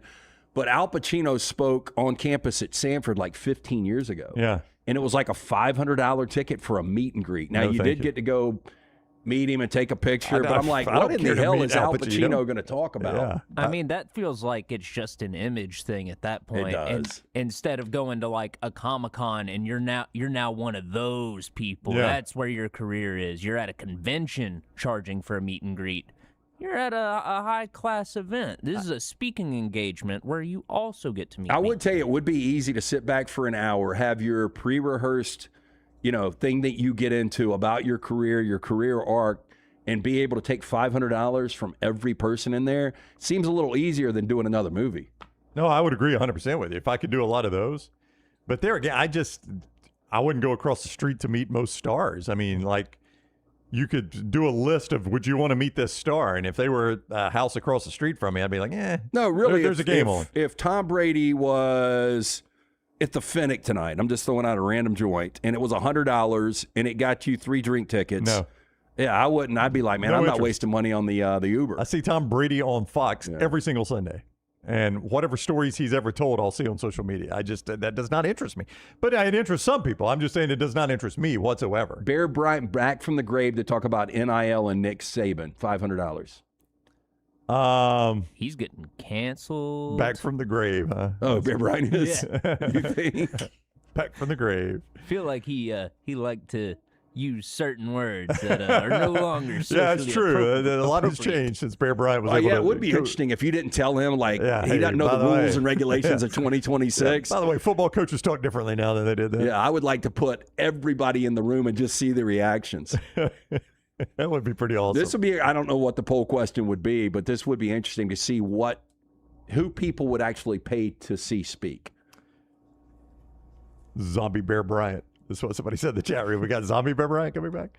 All right, taking us a break right now. Our friends at Michelson Laser Vision. If you want to see him speak, you see him clearly with Michelson. Yeah, look, I mean, we're just, 18 days out from the college football season. If you want to look up at that scoreboard, see it clearly, without squinting, without the aid of glasses or contacts, make the phone call that I made way back in 2003. Dr. Mark Michelson, Dr. Jen Michelson, they are the best in the business. When you make that call to 205-969-8100, ask for Amy. Tell her the next round sent you. She will hook you up with that hassle-free consultation. 205-969-8100 or michelsonlaservision.com. Take the next round anywhere you go with official Next Round gear. Buy yours today at nextround.store. Sometimes injury attorneys get a bad rep, being called ambulance chasers, showing up to the accident scene before the EMTs get there. At Alexander Shunnarah Trial Attorneys, this ain't that. We get enough cardio, no need to chase ambulances. Look, if you're injured in any type of accident, don't accept a dime from the insurance company. Hit up the gators of the litigation situation. Alexander Shunnarah Trial Attorneys. Call 659-777-7777 or alexwins.law. Call me, Alabama. Physical office location, Birmingham. Hey, Lance Taylor from the Next Round to tell you about one of our favorite places for breakfast, lunch, and dinner. That is Hamburger Heaven since 1982. Hamburger Heaven has been serving Birmingham's best hamburgers, cheeseburgers, French fries, hand-spun milkshakes, and sandwiches made fresh to order. All of their ingredients are fresh and prepared daily. This includes their beef, always fresh, never frozen, hand-pattied each and every day. For breakfast, lunch, or dinner, visit any of the 4 locations, Highway 280, Irondale, Gardendale, and Homewood. At Central State Bank, we are large enough to serve you and small enough to know you. Manage your money with ease, whether it's mobile banking, hassle-free checking, competitive loans, business solutions, or personalized financial advice. We're your hometown bank with big-time service. Visit us today and experience banking made simple, because at Central State Bank, you come first. Member FDIC. Never miss anything from the Next Round when you listen on demand through the podcast platform of your choice. Apple, Spotify, iHeart, or Google Podcasts. Wherever you listen, always like, follow, subscribe, and turn on automatic downloads so you catch every part of the Next Round. Listen anywhere in the world at any time on the Next Round podcast feed and support the show by following, subscribing, and turning on automatic downloads on any podcast platform. Thanks for always making the Next Round a big part of your day. Remember the name Way to Wellness if you're battling weight loss in your life. I'm Jim Dunaway from the Next Round. There was a time I was over 216 pounds until Way to Wellness helped me lose 45 pounds, and now for over 2 years, they've helped me keep that weight off. Here's their website, aplanforme.com, aplanforme.com. That's a great name for a website because there's no cookie-cutter plan. Everything is designed specifically for you. No contract, no sign-up fees, and your first consultation is free at Way to Wellness. Stop by the New York Butcher Shop and pick up the finest in certified Angus prime beef steaks and burgers, premium pork chops, ribs, and all-natural chicken cut to order just for you. Their chef-prepared entrees and side dishes are the perfect dinner-to-go choice for your family and are ready to heat at home. With a great selection of fine wines and desserts, the New York Butcher Shop is your one-stop dinner shop. 2 locations to serve you, Cahaba Heights and on Highway 119 in Greystone. The New York Butcher Shop, rare quality, well-done service. Storm season is here. Make sure you have a plan of action in place right now. Greg from Pell City and Storm Restoration Roofing should be your first call when storms hit. Insurance companies love working with Storm Restoration Roofing because of Greg Nelson's name and reputation in the industry. When storms hit, call Greg Nelson. He's local, 205-542-3531. He's the home of the free no-cost roof inspection. Greg from Pell City on Facebook, 205-542-3531. It's Storm Restoration Roofing. The 2026 Yellowwood 500 weekend is returning to the Talladega Superspeedway Friday, October 23rd through Sunday, October 25th. The triple-header chase weekend at Talladega features 3 days of high-intensity racing across 3 series, capping off with the Yellowwood 500 on Sunday. Guarantee your spot now by visiting TalladagaSuperspeedway.com or calling 877-GO-TO-DEGA and enhance your race weekend by adding passes to the Talladega Garage Experience, the most immersive in NASCAR. 877-GO-TO-DEGA or TalladagaSuperspeedway.com.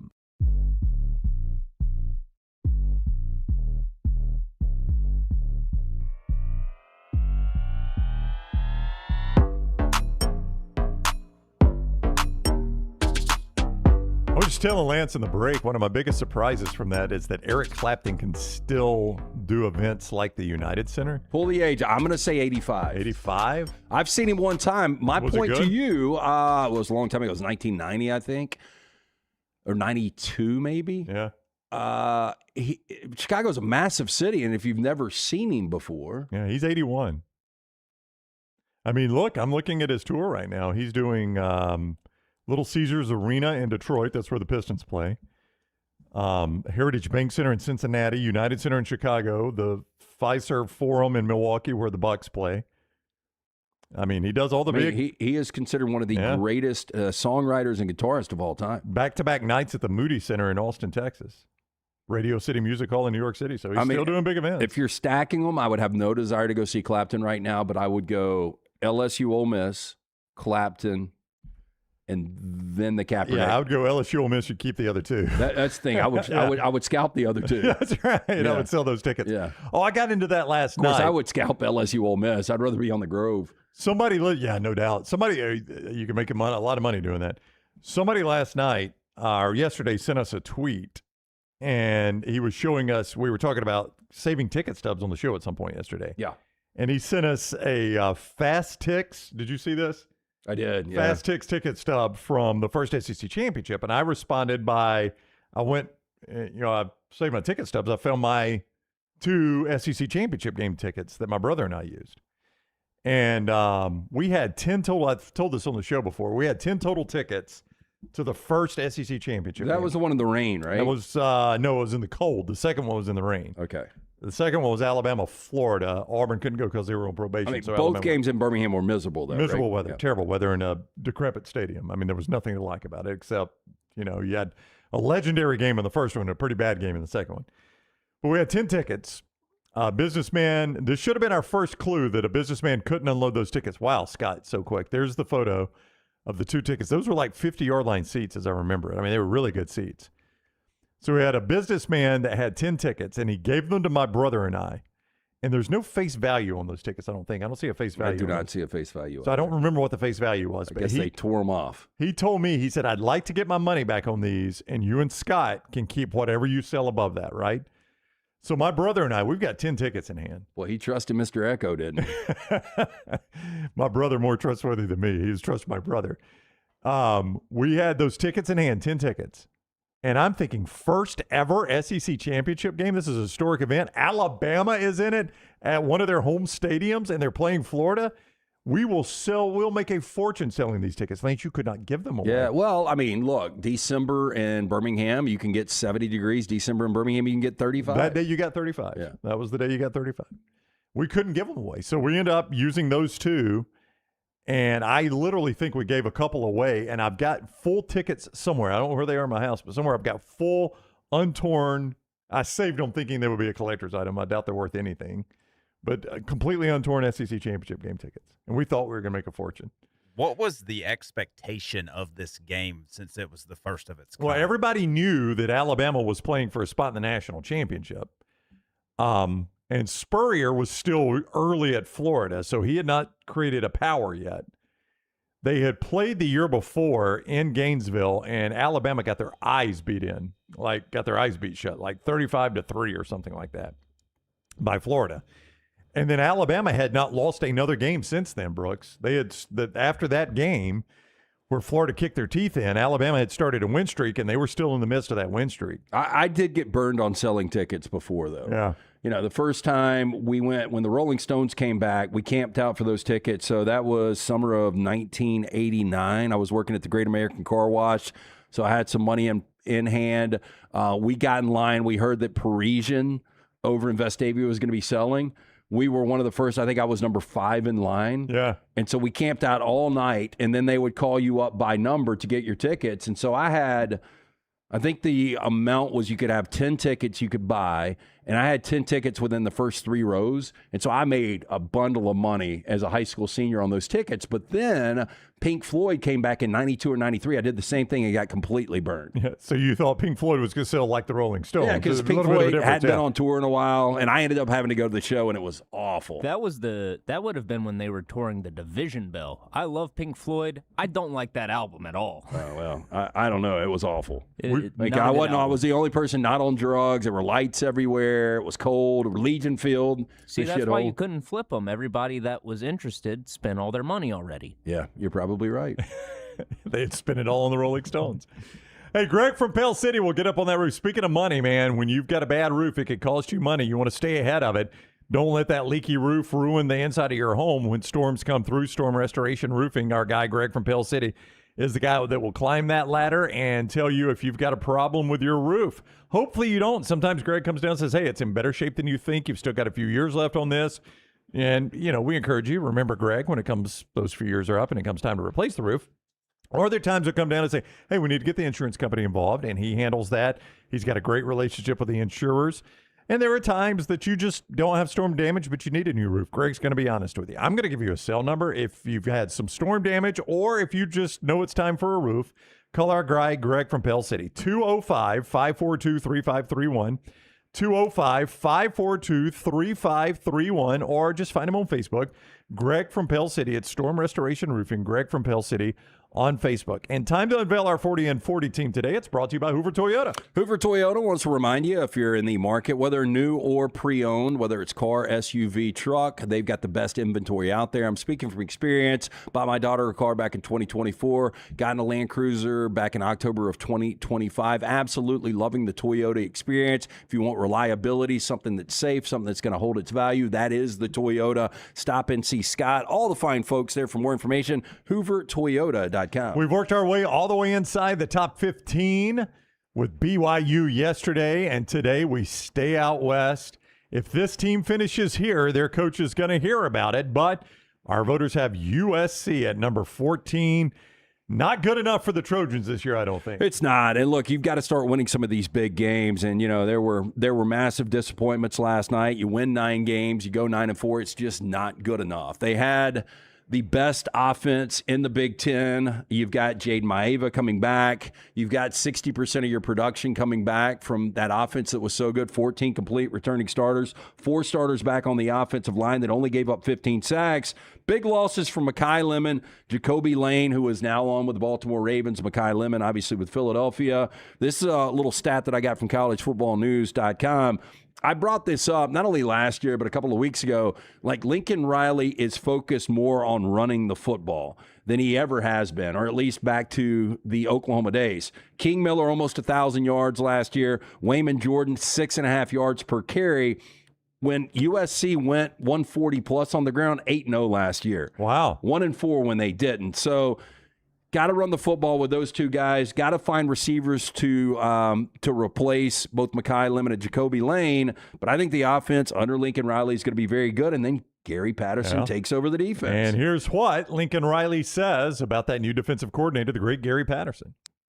I think we feel the effects of he was such a hands-on head coach. You know, he wasn't the head coach that, I use the right verbiage here, but I mean, that would just kind of, you know, doing the practice schedule and giving a speech and getting out early. And, you know, like he didn't just straight CEO this thing, right? Like he was still calling defense, you know, still game planning. Like he was very involved in every aspect of that program through all those years. So I think we feel that fire still burns very, very hot. And he is very, very engaged with every single thing that we're doing and very motivated. So those things just, with our experience and with his kind of timeline and his history, those things were really not question marks for me. 11th in the conference of 18 teams last year with 23 points per game. You would think Gary Patterson takes some of that off. I don't know how much you can realistically carve off that season over season, but if you only carve off 4 or 5 points, it's a pretty big difference. Yeah, look, this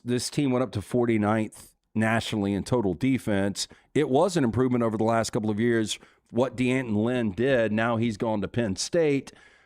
You know, under Matt Campbell coming in from Iowa State, I think the defense is going to be better. Is it going to be good enough? Here's the good news is no Notre Dame on this schedule. Yep. The bad news is some of these other marquee games. Yeah, I mean, we said it the other day. The winner in the Notre Dame USC layoff was Lincoln Riley. If you threw Notre Dame on this schedule right here, I don't know any team in America that can make the playoffs. Well, there are 5 games you've got to navigate, and here's the way it's going to go. This is maybe the sneakiest, trickiest 3-game stretch in college football. USC hosts Oregon. The next week they host Washington, and then they got to go to Penn State. Yeah, they absolutely have to go 2-1 in that stretch. So at that point, that would put them at 6-1. My gut tells me lose to Oregon, beat Washington, and then the swing game is on the road at Penn State. Early body clock game. It has not been announced, but you got to imagine that's a Fox Big Noon kick. I think the Oregon game they win, they lose to Washington, and I do agree. So you're flipped. Yeah. So either way, you've got it as a swing Either way, game. then I think they go to Wisconsin, they win that game, and then it comes down to you've got to win one of the two, Ohio State or Indiana. If you don't go 2-1 in that first stretch, you're dead in the water. I'll tell you what. It's a very difficult schedule. There are 2 bye weeks involved in this. So it's a 7-week stretch, but find me a tougher 5-game stretch in America than Oregon at home, Washington at home, at Penn State, at Wisconsin, Ohio State at home, at Indiana. Well, it's actually 6 games. Okay. Yeah. Find me a tougher 6-game stretch then with 2 bye weeks in. So it's 8 weeks, 6 games in 8 weeks. Yeah, really That's brutal. difficult. I mean, that is a brutal stretch. So you're more than likely you're going to get off to that 4-0 start. You're going to close with 2 wins, although Maryland's going to be improved and so is UCLA. But those are games you've got to win. I unfortunately think they're going to go 9-3 and miss the college football playoff. And that's about where they'll be ranked if they do, right? Where our rankers have them at number 14. Yeah, our voters have them at number 14. You give USC Penn State schedule, they're 11-1, worst case 10-2, and they're in the college football playoff. Unfortunately, this is the way it falls, and you get the 3 most difficult teams in the Big Ten in Oregon, Ohio State, and Indiana, and you got to find a way to beat some of these teams, and this has been the big problem with Lincoln Riley. Not only his defense, he hasn't committed to that. He finally seems like he has over the last couple of years, especially now with bringing Gary Patterson in, but you've got to win some of these top 25 matchups. He was pretty good at doing that at Oklahoma. One of the reasons he was winning Big 12 championships and going to college football playoffs, but it just hasn't happened like this in Southern California. And I think it's going to be another problem this year. I hope I'm wrong. I hope they find a way to get over that hump. It's going to take elite quarterback play, and they're going to have to play a lot better defensively. Scott, people are noticing in the chat there's only 11 games on that schedule if you'll pop it back up. This was the one USC sent out before. Keep in mind the San Jose State game was a late ad for them. Yep. So they opened with San Jose State Saturday, August 29th. That is a week 0 game, and it is on NBC. So right before the Fresno State Bulldog there, in your mind, throw in a Fresno State or a San Jose State Spartan. So that's why there's only 11 games on that schedule. SC had it out. That was a late ad, San Jose State. But it is a week 0 game. So you'll get they got a week 0 game, then a Friday game. So you'll get 2 non-traditional starts for USC to start the season there. Hey, another That Fresno exciting thing game's for on USC, Friday. they signed a partnership with our partners, Roback. Oh, yeah? They got some Roback gear now? I've got 2 hoodies on the way. Oh, do you? Yeah, I just didn't want to mess around with it because it's the first time USC has signed a partnership. And if you look at Alabama's gear, it's like all sold out at Roback, and they might have replenished it. But I got in front of it with the USC hoodies. Code TNR20, Yep, TNR20. TNR20. If you want to grab some of that there from our friends at Roback. So that's USC, our Look at 40 that. and 40 team. You see Where are we? Oh, Tyler pulling it up. Tyler's pulling it up for you. I don't think you're interested in any of the USC gear. You've still got your SMU hoodie, I wear right? it. Well, when it gets cool, I wear it all the time. That's a good looking. That's a Yeah. good looking pullover, no doubt. Yeah. I love their college gear is really, really good. Yeah, and then I went to the non-traditional Keelon DeBoer black USC hoodie, Oh yeah. which I know a lot of people don't like, but you can mix black with anything, right? Yeah, black goes with everything. Hey, Purdue, the School of Champions is back That's here. right. If you don't want See to, that new school? new school, boy. I mean, Boy, and these places know how to find me. You see the dark USC to the right Yeah. up top? Yeah. But, man, I'm such a sucker because I know. they sent me something, and immediately they knew I would buy. yeah, code TNR20. That's not a bad Save black hoodie, 20%. is it? No, I like that. Yeah. And it's just very simple with the USC on Yeah. there. Best fight song in football, USC. I think those will be on my doorstep when I get home. All right, already delivered, huh? Yeah. You are ready for the fall. Boy, God help them if they get Rams gear. Roback will be like, I'm not a Johnny O guy at all. I know you're a golfer. yeah, Johnny O fits me funny. I've never really done much. They of are popping my ass on Rams gear, and I've never even bought any Rams gear from Yeah, them. that But stuff's it's steep. It's like they must know. Yeah, like their hoodies are 200, Yeah, that stuff 220. is steep. I have seen the Johnny O NFL stuff. And they're so plain, though. I know. Like, there was one vest that looked kind of good. I am going to do my best to not buy any Rams gear this year. For me, at least. Yeah, like, look how plain the Johnny O Rams gear is. I know. And look at the price point on it. Oh, look at those Rams golf shirts. Wait, go down to the first hoodie real quick, Tyler. That white one. Yeah, 188. And look how simple it is. Yeah, but simple's not necessarily bad for me. No, but look how the bottom's cut. Like, it doesn't even look like it fits right. Yeah, would not be a big fan. Tyler, Yeah. can we get a pop-up on this website by chance? What is the material on this? I don't know. I need to know. Why? Just to USC, see if it's worth the U.S. currency is what the material is. rib knit hoodie. Yeah, there you go, fabric. 78% nylon. Holy cow. What's wrong with that? It's a rip for $188. You're Yeah. not even getting No, like an actual the best Rams hoodie I've got cotton or to anything. Grayson. Grayson is good golf gear. Yeah, I do like Grayson. Yeah. I'm a big fan of the Grayson. The Johnny O, not so much. Yeah. Hemp Hill Services. They are the ones that keep that AC running cold at Lance's house. Yeah, 205-969-8100. That is not the number that you call when it's Hemp Hill. That was Michelson. That was on the brain. Yes. Look, if you experience any plumbing or cooling issues in your home or business, never ideal. But the good news is you've got the team from Hemp Hill Services behind you, the team that Birmingham has trusted since 1954 for any and all these issues. 205-229-2090. That's 205-229-2090. Hard to stop a train. For more information, hemphillservices.com. By the way, the Innisfree Irish Pub countdown to kickoff, 18 days. 18 days until toe meets leather on that week 0 we were just talking about. And your weekend home, college football weekend home, is Innisfree Irish Pub. Either they're on the Strip there in Tuscaloosa or Lakeview in Birmingham. Go enjoy that Irish gold sauce, those great dogs and the great food, the wings right there at Innisfree on a college football Saturday, and an ice-cold Bud Light and all the Anheuser-Busch products there at Innisfree Irish Pub. Innisfree Irish Pub countdown to kickoff, 18 days. Your game day home is Innisfree. In the NFL, Joe Person. Well, hang on. Let me back up because you don't know who Joe Person is. It'll tip it off if I tell you who That Joe sounds Person like is. a fake name. It is not. Joe. The only person I know, Wesley Joe and Person. Chuck. Yeah, Wesley and Chuck. Yeah, Joe, you're right. Joe Person sounds like in a. It's like a Joe Person, and we're in a criminal trial, and we got to keep some anonymity. John Doe. So Joe, yeah, Does it's like Joe John Doe. Person know Ron Mexico? He could, Scott. Yes. Joe Person, no Joe Millionaire. Whatever happened to that guy? I don't know. Do you guys remember the punter in the NFL that was Scott Player? Yeah. I don't really remember him. Yeah. Scott Player. Well, it always felt like it was like on Madden, like it was just like a generic Player. name, Yeah. like he would be lining up the punt and just said player. Like Like Gary a Player, the creative best character player. that you didn't bother to change the That's default right. for. You're right. Gary Player is the best athlete named Player. How does this person not die? I don't know. I mean, seriously. All right, not Gary Player. Yeah, like Gary we got Player's old. sensory overload. Yeah. But anyway, Sports Center's doing their top 10. Lance, a squirrel just ran through the room. No, but somebody hits one of those inflatables and they flip about 50 times and go about 70, probably 70 feet in the air, 7 stories, and then hit the water flat. Like, I would think that would kill you. Yeah, it apparently didn't because it's in Sports Center's top 10. I would think they vet that thing, but I don't know. This NFL player, he's a quarterback, is having the best training camp of his career according to his teammates.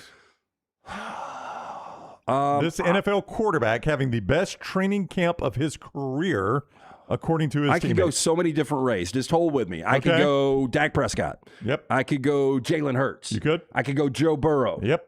I am going to say that it is C.J. Stroud.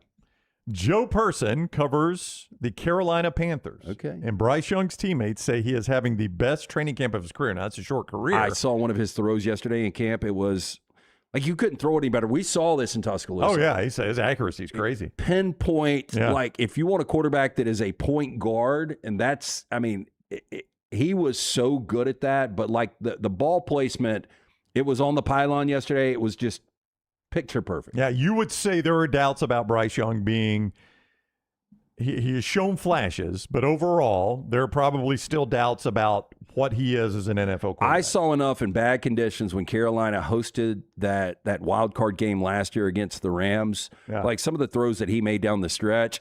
And even, in the regular season game, 4th down throws he was able to make. I think Bryce Young, if he can stay healthy, the biggest knock still is the size. Yeah, but there's a path to the playoffs for them in that division. In fact, I'll ask Scott. Scott, as a Falcons fan, who worries you more, the Buccaneers or the Panthers? I mean, it's hard to say. It's not the Bucs. I think the Bucs have traditionally more weapons. They do. Now, Mike Evans is Even going. though Mike Evans isn't he's one going. of them He's a San anymore. Francisco 49er now. But if I told you Bryce Young is having the best, I mean, if he has the best season of his career, there's a chance they win that division for sure. Well, I mean, every year he's gotten better. Yeah. And this will be his second year under Dave Canales, which I think does nothing but benefit him. I mean, really, if you look at the numbers from 23 to 24 to 25, getting to the postseason with a very average team last year, he has gotten better each and every year. And believe it or not, he's been durable. He's missed 3 games or 4 games in his entire career over 3 years. I am looking forward, Scott, to your division. I think that's a fun division, NFC South. There have been years where it's been kind of a yucky division. But I think that's got potential to be a very fun division this year because if Bryce Young can play well, Carolina's an interesting team. Tampa is a fascinating team with Baker Mayfield. He's always, it's just a show with Baker Mayfield. You've got the Saints that can be sneaky good, and then I think the Falcons are a fun team. Well, I think the It's a fun division. Saints are one to watch. They were 6-11. They have identified their quarterback in Tyler Shuck. It took them half a season to do that. That is the one team nobody talks about. Is the Saints? Yeah, like Well, you just Carolina won it assume they don't- last year. Atlanta gets a new coach in Stefanski. Atlanta's going to have a new quarterback more than likely in Tua. Tampa's kind of in a transition, but, a lot of people believe they were the best team in the South last year. The one team nobody talks about is the New Orleans Saints with Kellen Moore and now Tyler Shuck coming back for that first full year as a starting quarterback. They locked in Chris Olave, who is one of the better receivers that nobody talks about because he hadn't had good quarterback play. Would you argue that is the NFC the most bunched division, NFC South, in football? Because the West is really good at the top, but then you got the Cardinals. I think it's the NFC North. The NFC North with Minnesota, Chicago, Green Bay, and Detroit. Detroit won 15 games 2 years ago. They Yeah. go back to 9 wins. You think Detroit's going to be right back to where they were a couple of years ago. Chicago in year 2 under Ben Johnson with the growth of Caleb Williams. Green Bay, like they've got a Micah Parsons problem right now, but Green Bay should be completely fine. And then if you get really good quarterback play, let's just say it's Kyler Murray, then Minnesota, won 9 games with bad quarterback play last year. They're going to be better. Yeah. AFC Central, I think Cleveland's too big of a gap from Pittsburgh, Cincinnati, and Baltimore. AFC East, Miami's the worst team in the NFL, perhaps. So there is a big gap there between them and Buffalo. Yeah, I think you've got a weak link almost in every That's what I'm saying. division in the AFC, but I don't think you've got that when it comes to NFC North. Arizona's a weak link, but Yep. that may be the only division in the NFC that's got a weak link. I mean, who's the weak link in the NFC East? Probably the Commanders. But I mean, if you get Jaden Daniels the way he played year one, the Commanders could win that division. But I think it's a question mark. You've lost your left tackle now and Laramie Tunsil at least until November. So, and then with the Giants, Malik Neighbors is back on the field, but how good's he going to be? Jackson Dart, first full year as a starting quarterback. I think there's question marks there. If you were to ask me most combined wins from a division, I would probably go the NFC West, just because last year you had – well, Arizona's going to contribute 2 or 3. You had 3 last year, but you had 14 from Seattle, 12 from the Rams, and 12 from San Francisco. So, quick math, that's 41 wins. I don't think anybody came close to that. It looks like your closest would probably be the AFC East, believe it or not, with 36 wins. Yeah. That's interesting. I wonder if this would be so hard to do. I was going to say, I wonder if you could try to rank the divisions based on total wins of the division. Man, that'd be hard to do. I might go AFC West. I don't think Denver's going to win 14 games again, but Denver should win double digits. Chargers will win double digits. Chiefs Kansas will win a lot. City should get back to around there. And I think, the Raiders are going to go from 3 wins to whatever. Yeah. Yeah. That's interesting. All right, so Bryce Young having the best training camp of his career. That's according to his teammates. Actually, according to Joe Person, saying his teammates are saying that about him. All right, we got 4 downs, trash, and a lot more to get to in the next hour. It is the next round presented by Bud Light. Follow Brownie on Twitter and Instagram at ryanbrownlive. Dump trucks, delivery vans, tankers, 18-wheelers, 35 types of commercial vehicles share the road with you every day. When one hits you, trust me, the company's lawyers are already moving. You should be too. Over $2 billion recovered. Alexander Shunnarah trial attorneys are ready to fight for you. Call 659-777-7777 or visit alexwins.law for your free case evaluation. Don't wait. Alexander Shunnarah trial attorneys. 659-777-7777. alexwins.law. Physical offices, Birmingham. Sterling and the fine folks at Champy's Chicken on Highway 119 in Alabaster want to welcome you in for a great lunch or dinner starting at 11 a.m. every day. Chicken that's brined overnight and cooked to order, and the taste of the Delta with those Delta recipe tamales. Champy's is perfect for all your tailgating needs this football season. You can also choose Champy's for your next party, wedding, or birthday. Great food, great people. Champy's Chicken on Highway 119 in Alabaster, and everything online at champyschicken.com. At Central State Bank, we are large enough to serve you and small enough to know you.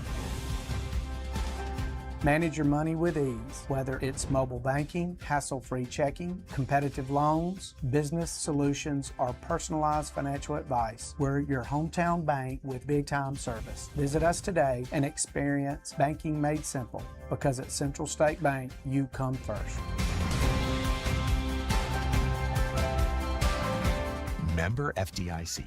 Next Round shirts, Next Round hoodies, and Next Round hats all in one place, nextround.store. Find your favorite piece of gear from your favorite show and put it in your rotation. You never know, you might be in one of our videos showing Next Round gear being worn all over the world. Find all of your favorite Next Round gear by visiting nextround.store. Place an order for you and that big Next Round fan in your life at nextround.store. Look your best at work, at school, at the stadium, or anywhere you go wearing Next Round gear from nextround.store.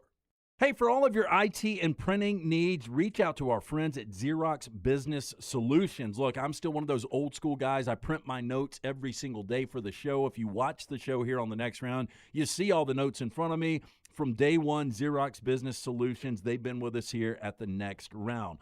Local for over 45 years. For all of your IT and printing needs, visit XeroxBusinessSolutions.com or call 205-969-3000. That's 205-969-3000. Remember the name Way to Wellness if you're battling weight loss in your life. I'm Jim Dunaway from the Next Round. There was a time I was over 216 pounds until Way to Wellness helped me lose 45 pounds, and now for over 2 years, they've helped me keep that weight off. Here's their website, aplanforme.com, aplanforme.com. That's a great name for a website because there's no cookie-cutter plan. Everything is designed specifically for you. No contract, no sign-up fees, and your first consultation is free at Way to Wellness. Hey, there's nothing worse than waking up to a plumbing problem. Don't get caught in a flooded house. Call the guys at Hemp Hill Services. Adam, Chad, and the team at Hemp Hill are the only ones I trust to fix it and fix it right the first time. Hemp Hill Services does it right and always at a fair price. For all of your plumbing, cooling, and heating needs,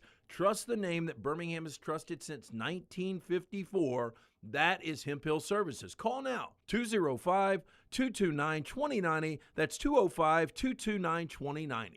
The 2026 Yellowwood 500 weekend is returning to the Talladega Superspeedway Friday, October 23rd through Sunday, October 25th. The triple-header chase weekend at Talladega features 3 days of high-intensity racing across 3 series, capping off with the Yellowwood 500 on Sunday. Guarantee your spot now by visiting TalladagaSuperspeedway.com or calling 877-GO-TO-DEGA. And enhance your race weekend by adding passes to the Talladega Garage Experience, the most immersive in NASCAR. 877-GO-TO-DEGA or TalladagaSuperspeedway.com. Jim Dunaway, Lance Taylor, Ryan Brown. The Next Round, presented by Bud Light, is on now.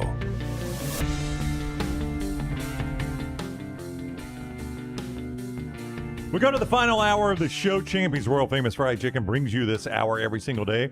Our friend Sterling and his entire crew there throwing the doors open right now for lunch at Champy's. Great lunch to go by and grab. Get some of those hand-breaded chicken fingers that are fantastic. They're 8 sides. The Mississippi Delta recipe tamales, the po' boys. Megan slinging those drinks right there at Champy's. Champy's World Famous Fried Chicken, champy'schicken.com, champy'schicken.com. Auburn took the day off yesterday, and fall camp had a scheduled off day. There is still a lot of talk about them using the Grand Hotel. I say it's the Grand Hotel. The Grand Hotel's down in Fairhope. I don't know what they call that one. I think it's the Grand National. The Grand National. Thank you very much. Yeah. I was calling it the Grand. That's down in Fairhope. Very nice hotel, by the way. The Grand National Hotel. A lot of people are making jokes, making punchlines. We talked about it on this show. I think we all agreed he's not doing this to be Junction Boys. He's doing this to try to basically force a bunch of new parts together to have some camaraderie and spend some time together. I mean, I think this is actually, I think it's a smart play. It just looks weird when you're doing it at a golf resort. Well, I think it's the benefit of the NIL era where you've got millions and millions of dollars. That's It's right. just a new world. I mean, it's not like I saw something that was posted yesterday, and you guys might have seen this, and it might have been Clay that posted it, but a girl is going to visit her dorm, and her parents have a interior decorator there putting everything together. Yeah. I'm like, what kind of world do we live in? Like I'm telling you, I lived in a duplex my freshman year. There was a hole in the floor. Now, part of that was because I, blew a hole in the floor with a shotgun. Okay. But we had rats that were coming out. If we could just pause out of right the there, floor. please. Yes, I would like to hear this story. Yeah, I need to hear this the one. whole shotgun. So I had a roommate that would leave his pillow like all over the place. And I told him multiple times, your pillow belongs on your bed. Don't leave it on the couch. Don't leave it in the chair. And finally, I had enough. And for whatever reason, he had a sawed-off shotgun. So I put his pillow on the floor, and I blew his pillow away, and it put a hole in the floor. Y'all were on the ground floor, I presume. Oh, yeah. Okay, thankfully. Yeah. Okay. Just wanted to at least establish that, yeah. But we started having rats that would come out of the hole. Anyway, it was a complete shed hole. Most people lived in shed holes back then, and now you got an interior decorator coming in? That was at Alabama, by the way. Oh, it was? It was in Tuscaloosa? Yeah, you can see in the video that there is a crimson elephant on the dorm room door. Can you imagine how high maintenance some of these women are going to be once they get a husband? Just wait. There's more involved with this. I saw where schools like Alabama, Auburn, SEC sorority schools that are very much destination schools, like an Alabama one that was featured in the Bama Rush documentary. Families are now paying Rush coaches. Oh, yeah, I've seen this, yeah. Upwards of $6,500, Lance, to coach their daughters on what to do and how to get into the sorority of their liking. Okay, all this to say it's a different world. It is a different world, This yeah. is kind of the Junction Boys of 2026. Yeah, I guess compared to some of that. I don't know if Scott saw this video down in Auburn or if any of y'all saw it, but there's a video that went viral of this girl talking about her storage unit in Auburn. and how the guy that was supposed to come do the construction in the storage unit had to cancel, so they had to do it themselves. So they do this video of it, and they're building like closets in the storage unit, and that's where she keeps her clothes. Oh, so it's a walk-in closet. They've rented out a storage They rented unit out a as storage walk-in closet. unit to make it a walk-in closet. Because there's not enough room in the dorm room? Not enough room in the dorm. Some of these people live much different lives than most college students, than yes. most people. Yeah. My freshman dorm had a black mold that was giving people lung infections, and the university never bothered getting rid of it. Yeah. My freshman dorm had the toilets stopped up by Sunday afternoon every weekend because the janitors weren't there, and it was a communal bathroom. So my dorm didn't even have an elevator. When I was a kid. I was on the third floor. back in my day. I got to go back to this though. The convenience. There's no convenience, right? Like, so you're driving to a storage unit to swap out clothes. Right. Well, the other option is you don't have access to all your clothes. So yeah, you've but just got to I'll wear the say same that, stuff over again, and over first again. world problem, but like my downstairs closets, I thought about relocating stuff there, but I don't want to walk downstairs to get to I know. I would hate to go to a storage unit. That's when I start selling stuff real hard and start pushing deals. Look, here it is. Scott found it on TikTok. What'd you Google? What did you search on TikTok to find that, Scott? This is X. This is X. It's the TikTok video, but that is somebody put it on unbelievable. X. Yeah. Like, I understand. Look, I mean, look at what she turned that storage unit into. Scott of having TikTok. Yeah, my apologies, Scott. I knew you would use TikTok. I mean, I understand Walt White putting his cash in one of these. Yeah, well, that was. I mean, if it catches fire, that cash was gone. A storage unit runs you $100 plus. I mean, you're just pissing money right down the drain as a parent. But where else are you going to keep your clothes? I mean, that At baffles home. me. Rotate them out when you go home for the holidays. Baffles me. But that's where we are in college now. Wow. All that to say, Auburn had the day off yesterday. they did not practice. However, tangent there. However, Alex Golesh spoke to the media after the Sunday practice. Two cuts. First of all, there's something he's doing that I don't know how many teams do it. I know some do it. But first, just his impression of what he has seen so far from Auburn in fall camp. Really solid, I would say, would be where we are. We're further ahead on both sides of the ball. That's what's so awesome. I said it the other day, but you got the summer schematically, so now you can work matchups, you can work a lot of different things. Did some situational football with third downs today. Really good to compete there at the end. I thought the guys are learning what it really looks like, learning how to take care of each other, but play hard. So I'm good with where we are. We're not nowhere near where we got to be, and we certainly will get there. It just feels more believable coming from him than it I does know, you. but I it's mean, still, I don't know it's if he's still going a to lot of nothing. Like, I don't know if he's going to win any games, but I mean, you don't want to shit on your team this early. At the same time, you don't want to be overconfident. So, I mean, he does have command. Like, to me, Hugh Freeze had the track record. There just seems something about, I don't know, just about the control of the program that this guy's got. Auburn was 14th out of 16 in the league as far as penalty yards per game last year. So they committed a lot of penalties last year. So Alex Golesh, cut 7, Tyler, is doing something different at practice now than perhaps Auburn did last year. I don't remember Auburn doing this last year. There are other schools that have done it. Here is what Auburn is doing to try to clean some of that up. You know, in the summer you have OTAs, and pre-spring you have OTAs. Like, there's so limited opportunities to actually quote unquote play football. And so you're trying to make it as real as you possibly can for everybody. So for offensively, how they officiated, how fast they allow you to line up and snap it. Even something as simple as guys being on the ball, off the ball. Defensively, and guys offsides, it's big time to get defensive holdings, defensive PIs, like instant reaction or instant, I guess, results of plays. So we just try to make the time that we have on the field, which we're trying to get on and off as fast as we can, as close to game-like as you possibly can for really everybody. Same thing for coaches. Like,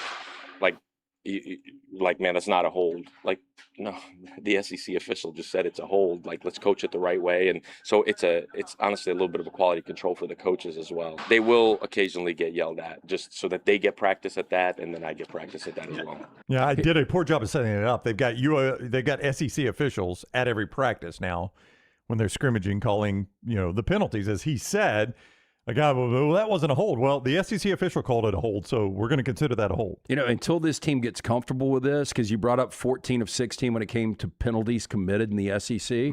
I think because of the chaotic pace, you're probably going to see a lot of September penalties just because guys are going to be trying to hurry things up so much because there is a certain tempo and pace that Golesh is going to demand. Yep. I think this is a great idea, having the officials at practice. So what I did was, well, let's go see how bad were penalties at South Florida under Alex Golesh. He was there 3 years, right? Am I right about that? Yeah. 3 years ago, they were dead last in the league, 65 yards per game in penalties. In 2024, this is just in the American, 70 yards per game in penalties, 12th out of 14 teams.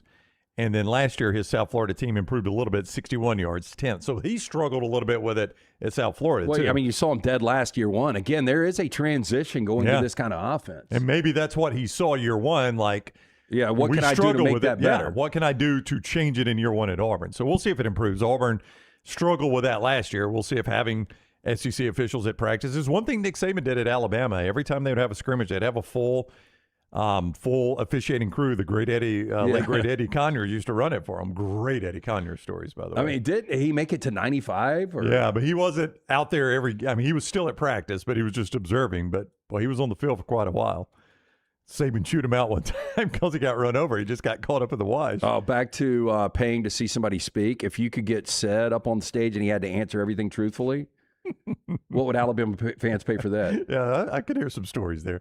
All right, let's do 4 downs. We've already unveiled USC, so there'll be some USC flavor to 4 downs. It is presented every single day by our friends at Central Alabama Asphalt and Construction. You ride the great roads of Alabama. You see those road projects, whether they're federal projects, municipal projects, state projects, good chance it's our friends from Central Alabama Asphalt and Construction doing those projects. Now, that may indicate to you they don't have time for your smaller project like a parking pad or a driveway at a house or a parking lot at a church or a community center or something like that. That is incorrect. They have the same crews that are doing those, same quality, same no excuse standards at Central Alabama Asphalt. See more online, centralalabamaasphalt.com, or book an appointment now to get your estimate. 205-349-0910, 205-349-0910, or centralalabamaasphalt.com. First down. Better chance of winning a national championship, Lincoln Riley at USC, or I'll give you the combination of Josh Heupel at Tennessee and Jon Sumrall at Florida. I think, and I know you don't want to hear this as a USC fan, I think I'm ready to sell Lincoln Riley ever winning a national championship. I don't think he ever will. I'm kind of there, again, DeBoer made great progress, but I told you I'm closer to selling DeBoer in Alabama. I would definitely sell that Lincoln Riley won't do it. Now, it's hard to believe Heupel will win one at Tennessee. That's my other problem. And then Sumrall at Florida I like, but, they're a long way away. They're a long way away. I think if you give me 2, I would take 2, and I don't like Lincoln Riley to win one. I don't love my choices here at all. I think I would take the double up, but I think I'll take Heupel and a coach at Florida, and it just happens to be Jon Sumrall. Yeah, I'm with you. I'll take the combination of Heupel and Sumrall. Second down.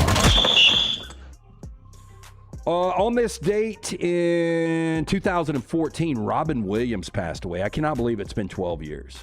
If I asked you your favorite Robin Williams film, Good Will Hunting jumps, but The Birdcage was so freaking good. Birdcage is hilarious. Miss Doubtfire was well done. The Fisher King is a performance that a lot of people don't talk enough about. I thought Dead Poets Society and both Good Morning Vietnam were a little overrated. The World According to Garp is a hidden gem. What do you got, Tyler? My favorite was always Good Will Hunting. I love Mrs. Doubtfire. That one was 1 hour photo. Good flick. 1 hour photos disturbing. Flubber. Forgot about that one. Flubber's fun. I would Birdcage would be right up there. Such a funny movie. Nathan Lane Nathan Lane probably he's incredible. He is so funny. Probably Birdcage. You liked Good Will Hunting though, right? I've never seen Good Will Hunting. Yeah, that's your next. I got to do that? You get a choice. You and Jennifer Good Will would love Hunting it. or Terminator. Up to you. No, you and Jennifer wouldn't like Terminator. You guys both would sit on the couch, watch Good Will Hunting, look at each other and be like, That is one of the top 25 movies I've ever seen. All right. Yeah. Like, I don't know anybody that's ever seen Good Will Hunting that's like, it would appeal to all audiences. But now we talked about it the other day, how that's a bit of a cheesy scene at the end, right? Oh, Captain, my Captain? No, that's Dead Poets That's Dead Society. Poets Society, yeah. That is a cheesy scene. Yes. Watch Good Will Hunting tonight if you don't have anything going on. It's Tuesday. Are they not connected at all, Dead Poets No. Society, Good Will Hunting? I mean, Robin Williams. Robin Williams is the one connection? Yeah, but he plays very different characters. Will you try, if you have nothing to watch tonight, instead of going back and watching something for a second time? Yeah. I mean, the next time I watch a movie, I'm like, "What, Jennifer? What do you want to watch?" I'll watch Good Will Hunting. How long is it? I mean, it's like 2:15 probably. Yeah. Not long enough Tyler where you hates have it. to ask that question. No, Tyler hates it when I ask how long movies are. I try not to call you a movie snob, Tyler, but every time I ask how long a movie is, I get that same reaction. Okay, well, I want to ask you next time we play golf, which is Thursday, how long is it going to take? 3.5 hours. I'll tell you every time. And I don't go 3.5 hours. But Tyler, if I ask how long a movie is, I just want to know what I got invested in this. Like if you told me. So what is it? I'm guessing it's 2:15. I'll always warn you if it is a long movie. We'll have that agreement. Here we go. Runtime on Good Will Hunting. Smub says it's great. 2:06. 2:06. There you go. Okay.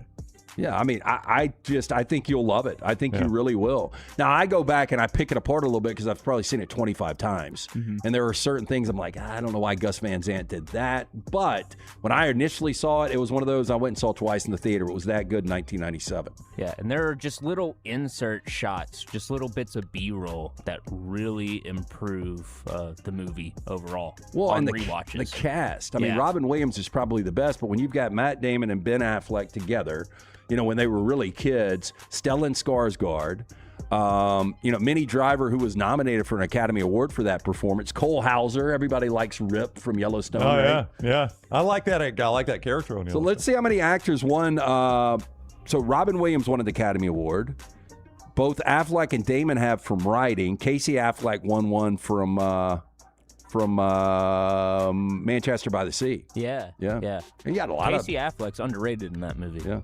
And So, in general. Royal Payne asked, do I ever watch 2 episodes of a show in a row? The answer to that is yes, but I don't necessarily set out to do that. That's, like sometimes you watch one and you're like, ooh, we're going to watch the second one. Or sometimes you just watch one like we did last night and we go to bed. So that's the difference in that and a 2-hour movie. Like in a 2-hour movie, you're like, I'm in for 2 hours and I know it. So you got to know you're available for 2 hours. If you can hit a ball around for 7 hours in a day, I think you can commit 2 hours to one of the really, really good American Not films. on the same day, but we'll try to split those up. Yeah. Before you go to second down, I wanted to bring this up. Do you remember Mike Douglas, a talk show host years and years ago? Yeah, he was on, wasn't he eventually on, was it 60 Minutes he was on or 2020? Anyway. Maybe any major formats. I just thought this was crazy because I'm sitting back in the office yesterday after the show and I'm pulling celebrity birthdays for today. Mike Douglas was born today, but he also died on August 11th. Oh, he died on his birthday. There's got to be a name for that, right? Where you're born and died on the same day on the calendar? That sucks. Hey, Mike's birthday's coming up. No, it's not. I mean, that's hard to do. That's bad news. Hard to do. Well, how many people are wishing him a happy birthday and don't know he died? Like, hey, Mike, happy birthday. Just wanted to fire this text off, be the first one. Or all the texts, happy birthday, happy and he's birthday, died. birthday. He never he's even gets died. to check them. You kind of feel bad about that. Yeah. Anyway, I just wanted to bring that up. Third down. 2 birthdays. Chris Hemsworth is 43 years old. Marvin Harrison Jr., 24. Now, I will say the receiver out of Ohio State hasn't necessarily lived up to the potential, hasn't had good quarterback play around him. I think things will get better with LaFleur coming in as your head coach. They got to figure out quarterback. But if I asked you ultimately better career, Chris Hemsworth, Thor, or Marvin Harrison Jr.? Gonna have to go with Thor. Well, away from Thor, I thought Crime 101. Like, I think Chris Hemsworth could be. He's done The Extraction. He's done some of the action stars, but I think he's pretty good. I mean, I think the women like looking at him. He's got enough grit to him. I think he could do more projects away from the Marvel Universe. I'm going to go Hemsworth as well. Yeah, I don't know much about him. Marvin Harrison Jr.'s career is still in front of him. Obviously a good college career, but the NFL is still to be determined. I mean, that movie money's going to be crazy. I guess Hemsworth, once he plays Thor, he can play that role a lot. Will they do more Thor movies? Or? They've done 4 solo Thor movies. Plus, any Avengers movie, he is in that as I've never well. seen a Thor movie. I've obviously seen the Avengers movies, but I've never been drawn into, I've got to see this Thor movie. But I've heard they're funny. Yeah, I really like the first one and the third one, Thor Ragnarok. That one's probably my favorite out of the Thor movies. Thor 2 and Thor Love and Thunder are not very good. Yeah. I will go Hemsworth just based on the fact that Crime 101 was good. Yeah, I'll take a little too Hemsworth. clean on the back end, but I think he's got much more potential. He was also in that racing movie from years ago, Rush, about Oh yeah, no, that was good. That was a Ron Howard film. Yeah. That was based on a true story, F1. Did you ever see that I one? never saw that. It was about Niki Lauda, who got in a horrific accident and then came back to the sport. Not going to be popular. I don't know if you would agree with this, Tyler. Rush is better than F1. Story-wise, I would say story-wise so. for sure. Visually, Visually's awesome in F1. Yeah. I mean, but it was a different era. It was probably 15 years separation. But yeah, story-wise, Rush is much better. Yeah, it's really well done. I forget who plays the main guy, Niki Lauda, but he did fantastic in it. It was the same guy who played Baron Zemo in one of the Avengers movies. 4th down. This is an interesting one. Hulk Hogan would have been 73 today. Somebody just said in the chat that Hemsworth was supposed to play Hulk Hogan.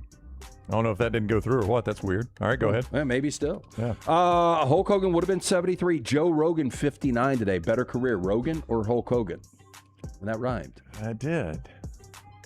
It was a planned Netflix biographical movie. It was going to be directed by Todd Phillips, which odd choice for that from The Hangover. Todd and, Phillips should have stuck with his funny movies.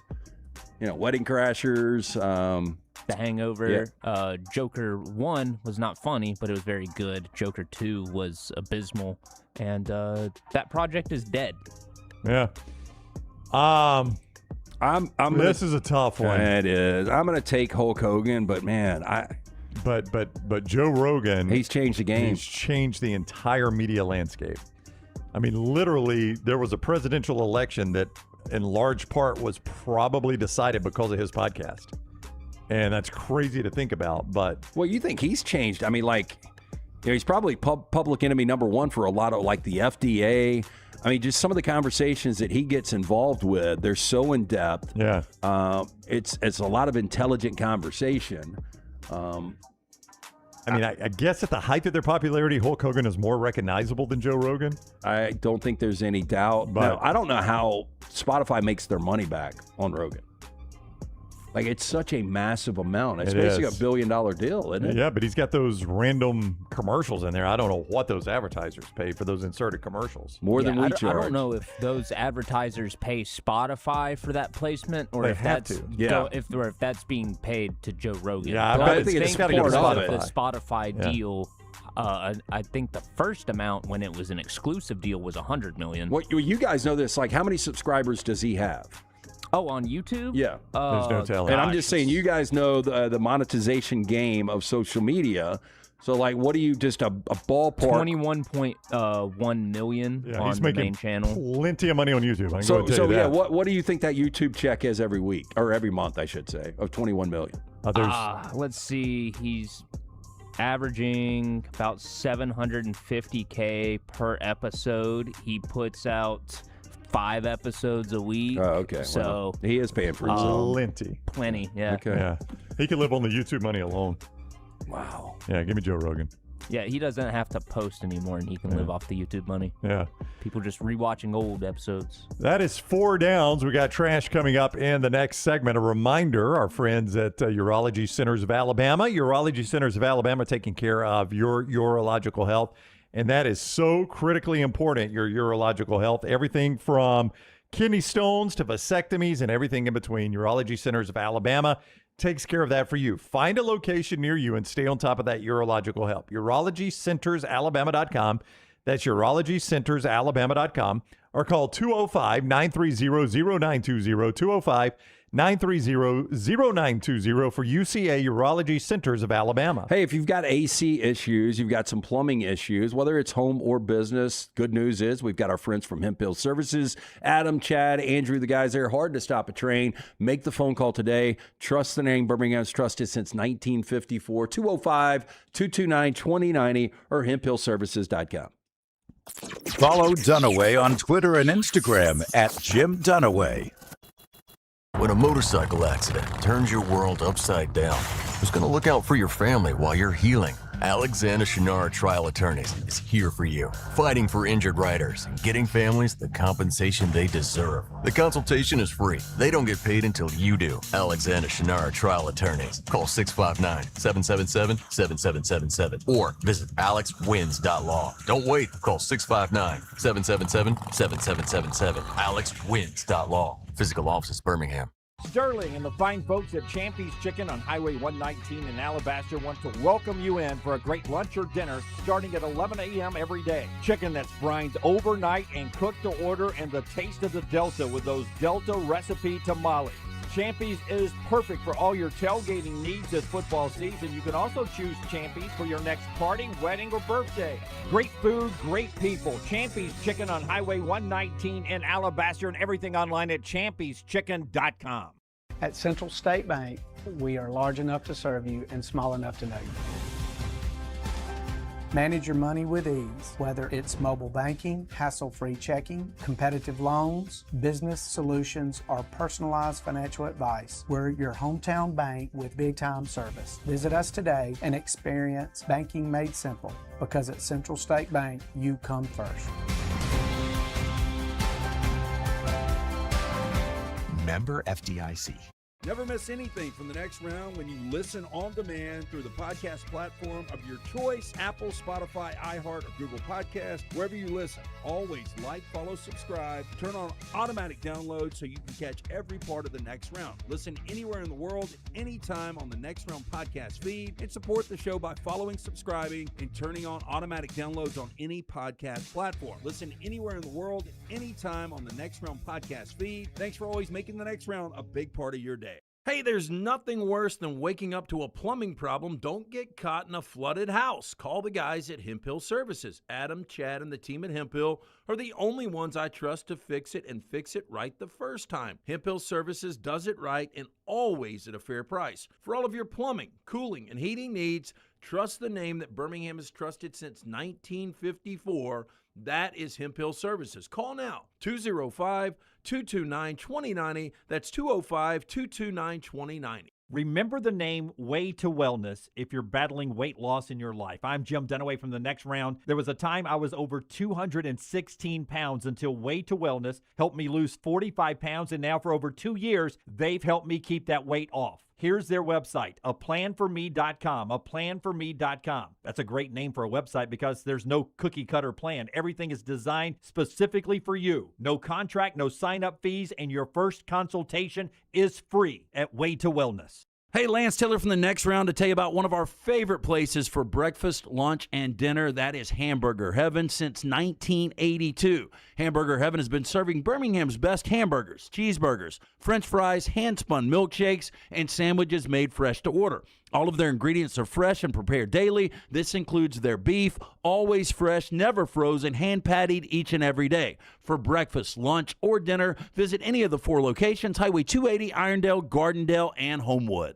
The 2026 Yellowwood 500 weekend is returning to the Talladega Superspeedway Friday, October 23rd through Sunday, October 25th. The triple-header chase weekend at Talladega features 3 days of high-intensity racing across 3 series, capping off with the Yellowwood 500 on Sunday. Guarantee your spot now by visiting TalladagaSuperspeedway.com or calling 877-GO-TO-DEGA. And enhance your race weekend by adding passes to the Talladega Garage Experience, the most immersive in NASCAR. 877-GO-TO-DEGA or TalladagaSuperspeedway.com.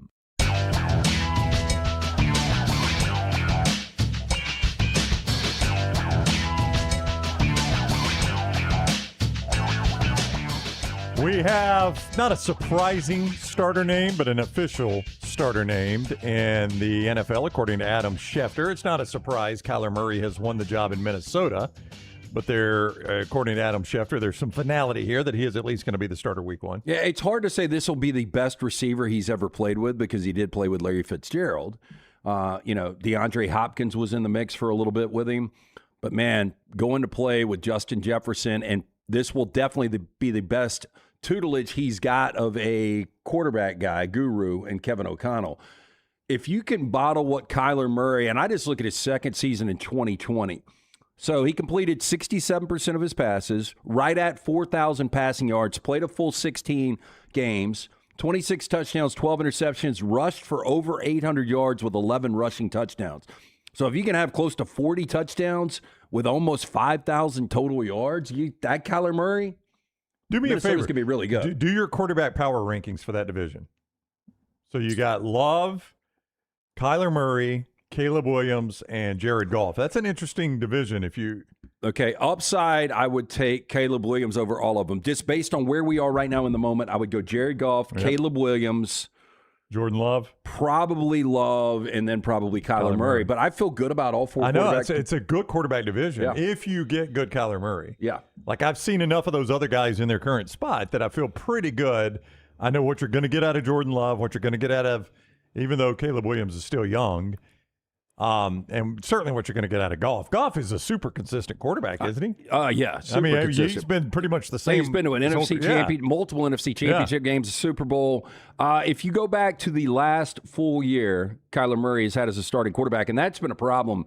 Injuries, 2 of the last 3 years have limited him to less than half of the regular season. But if you go back to 2024, he completed 69% of his passes, almost 3,900 passing yards, 21 touchdowns, 11 interceptions, and he rushed for 572 and 5 touchdowns. I think Kevin O'Connell would take that right now. Yeah, fascinating division there. Good quarterback division. We talked about it, the bunching from top to bottom. It is a very, very close division there. I can make a case for any of the 4 teams winning that division. Yep. Like you could sit here and sell me on any of the 4, top to bottom. And if you had to take one right now. There's only 2 directions I would go. I think I would go Chicago. Yeah, I would go Chicago or Detroit. I think I would go Detroit. Really? You'd go Detroit to win the division, huh? I think I would, but it's one of those 2. Yeah. Think I would go Chicago. Now that means Green Bay and Minnesota got a good shot then, if we're not even going to mention them. So there you go. Kyler Murray officially the starter in Minnesota, according to ESPN's Adam Schefter. Way to Wellness, the organization that helped Jim Dunaway slim down to his playing weight. Planforme.com is the website, aplanforme.com. That is where you go for Way to Wellness. Why is it aplanforme.com? Because it is a plan suited precisely for you, not some cookie cutter plan. You go see Leslie and her board certified staff. You let them get your numbers, your cholesterol, your blood work, and all that, and they develop a plan that is specifically suited for you. It's not just going to help you lose weight. It'll help you do that, but it's going to help you get healthier overall and add to your life. aplanforme.com. That is Way to Wellness. aplanforme.com with Way to Wellness. The College Football Spotlight. It's presented by our guy, Alexander Shunnarah. Shunnarah Trial Attorneys, Shunnarah.com, Shunnarah.com. Birmingham guy, when it came time to start his firm, he said, I'm going to do it in one place, my hometown, Birmingham, Alabama. And that's where he's done it. He's a UAB grad. The guy has been Birmingham for his life, and he will stay here. Now, more than 25 years later, more than 150 capable attorneys, wonderful attorneys there, 500 dedicated team members, all right there under one roof at Shunnarah.com. And boy, have they been successful. More than $2 billion recovered for their clients. Shunnarah.com. You don't pay a dime unless they win your case at Shunnarah.com. We love hearing this guy talk. He'll be in the college football spotlight a lot. We hope he earns his way there some and wins some, because we're fans of Jon Sumrall. Jon Sumrall. There is no E. We were just talking to Brooks about that. He wants to say Summerall sometimes. Summerall. There's no E. It's just Jon Sumrall. He's taken over Florida. And Lance, I haven't heard this yet, but from the description Scott gives me every day, it sounds like he's doing it again. He's hinted a couple times that he took over a soft team. He's talked about the weight room and how it just wasn't. The grass strip in there, turf. We don't need turf. We need weights. Twice he's hinted that they're just a little bit soft. Let's see if he does it here again. Our job is to always be demanding that the standard is really, really high and it never wavers. I'm not necessarily into breaking a player down. I am into making things hard. Like, this is a challenging game, and tough teams win. And so I think you have to embrace a level of toughness and grit it takes to be successful. I don't have a desire to really break anything down, but I do want our guys to be challenged to the point that they're mentally tough and they can overcome adversity, because there's going to be adversity. And so we create adverse situations every day in practice, but I'm never really prescribed to like, let's break them down. Now I do prescribe to the theory of like, let's push them to the edge. Like, let's make it right there. Let's put our toe right on that line of how hard can we make this? And if they're not coachable or don't want to get coached, then I don't want them to come here, because it's not going to be a good fit. I want to always build them up, but sometimes you build them up by being hard as shit. I mean, that's like just the truth. Sometimes it's got to be really, really freaking hard to build them up. But I don't want to ever break them down, because they're broke down. They're not any good. That was not a shot at the previous administration, but it is not a surprising stance by him either. But it is something that he's had to point out multiple times. Like, these guys have got to get tougher. Yeah. And they have to. I mean, if you couple it with the other stuff he said, it does make it sound like Billy Napier's teams just weren't tough. And boy, that's a surprise. You could have told me Billy Napier failed at a lot of things, but not having a team that had a little edge to him is a bit of a surprise to me. This is a honest question. Okay. If you asked every Alabama fan right now, would they trade Keelon DeBoer for Jon Sumrall? What do you think the percentage would be? I think some would, but it's entirely based, with all due respect to what he's done at Troy and Tulane. You can't ignore that, but I think a lot of it's based on what we just did right there. He's a good interview, and he says the stuff you like to hear coaches say. No, but I do think it's a priority. Like, what if Florida might end up being 4-8 this year, but they're going to be tough. I would think. I don't think there's any way, because I think it's like you hear about kind of the dog takes on the personality of the owner. Uh-huh. Like, I think the team a lot of times does take on the personality of the coach. This guy's tough as nails. Former SEC linebacker. I know. Says all the right things. So, like, Keelon DeBoer, a much more proven coach, but I do think there's a good percentage of Alabama fans that would be like, I don't know if he can coach at the highest level, but I like his toughness. But I also remember watching that very first Billy Napier game. It was against Utah in the Swamp, and Florida created some turnovers and won there. But I remember coming in on this show and saying, hey, they have got the edge back that Urban Meyer had. That was a different team. You could just see an edge, and they just never lived up to that. So I don't know what happened under Napier there. I thought that guy was going to be successful. I've never heard Sam Leavitt talk, so it's going to be new for me. Cut 14, Tyler. Sam Leavitt.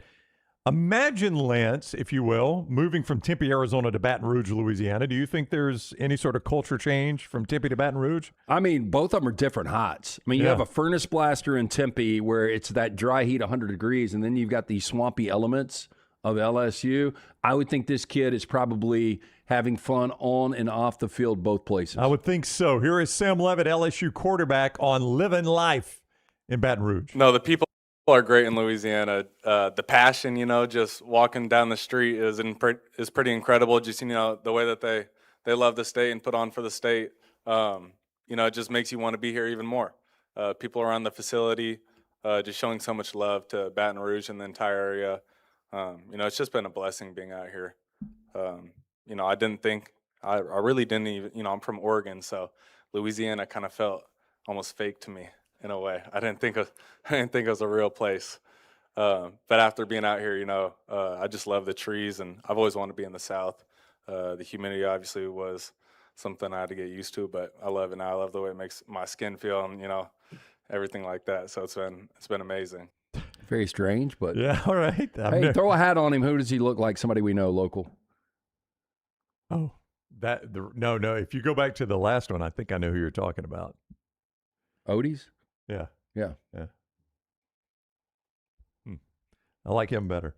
I don't know that I've ever heard anybody come to the South say, I tell you what I liked about it was the humidity. Yeah, no, nobody. I mean, that's just a rare quote you hear. He did come from the dry heat of Arizona. That is true. Yeah, now it's a wet heat. But I will say this, I have chronically dry skin, and this time of year I don't have to worry about it because, buddy, you go outside and you're wearing moisture right away. So there is that plus. I don't know if that's what he meant by how it makes me feel. Because, man, if you got dry skin, all you got to do is wait for the summer to get here in Alabama. And you don't have dry skin anymore. I am fascinated to see how good he's going to be because I do think, this defense is going to be good. Does everything come together offensively in year one under Lane Kiffin? I don't know. Are they going to be able to run the football effectively? Is he going to be 100% healthy? A lot of question marks when it comes to the offense. And then you look at that schedule. Very, very difficult SEC schedule. Yep.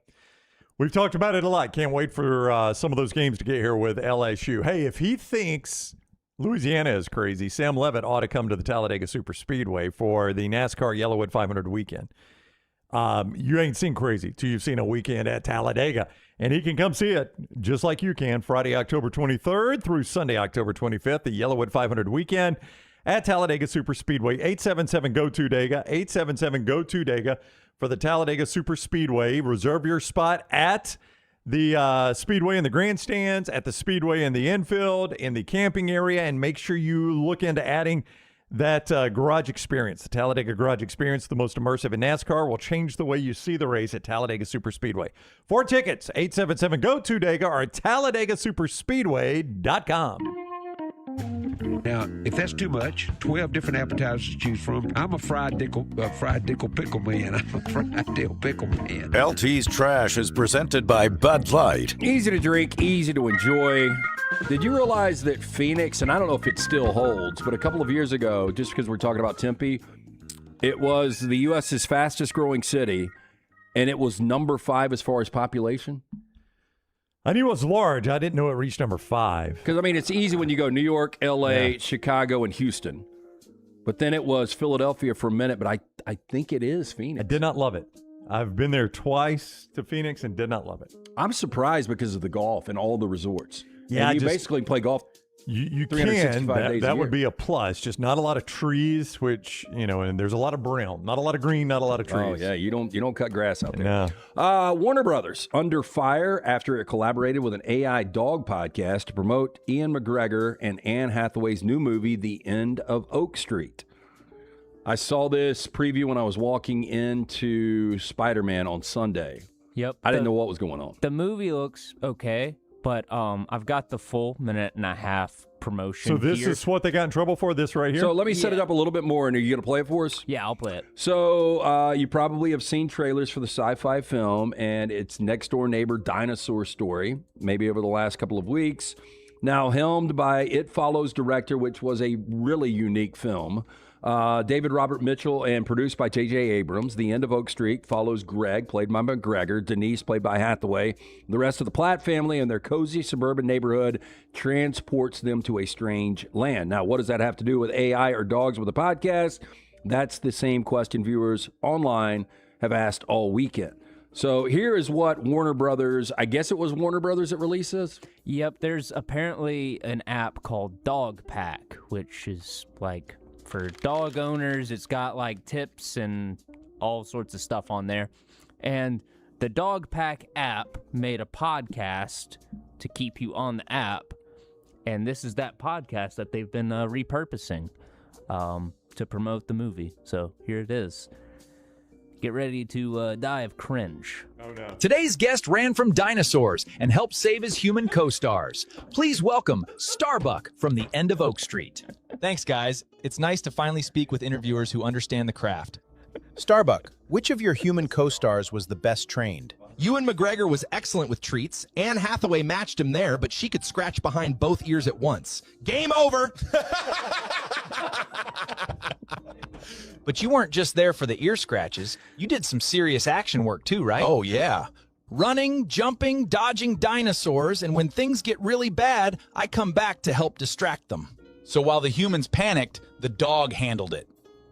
Not to brag, but yeah, I'm kind of a hero. Be honest, did the dinosaurs ever have you tuck your tail between your legs? Absolutely. I ran, jumped, and acted like dinosaurs were right behind me. Yeah. All while keeping my eye on a tennis ball.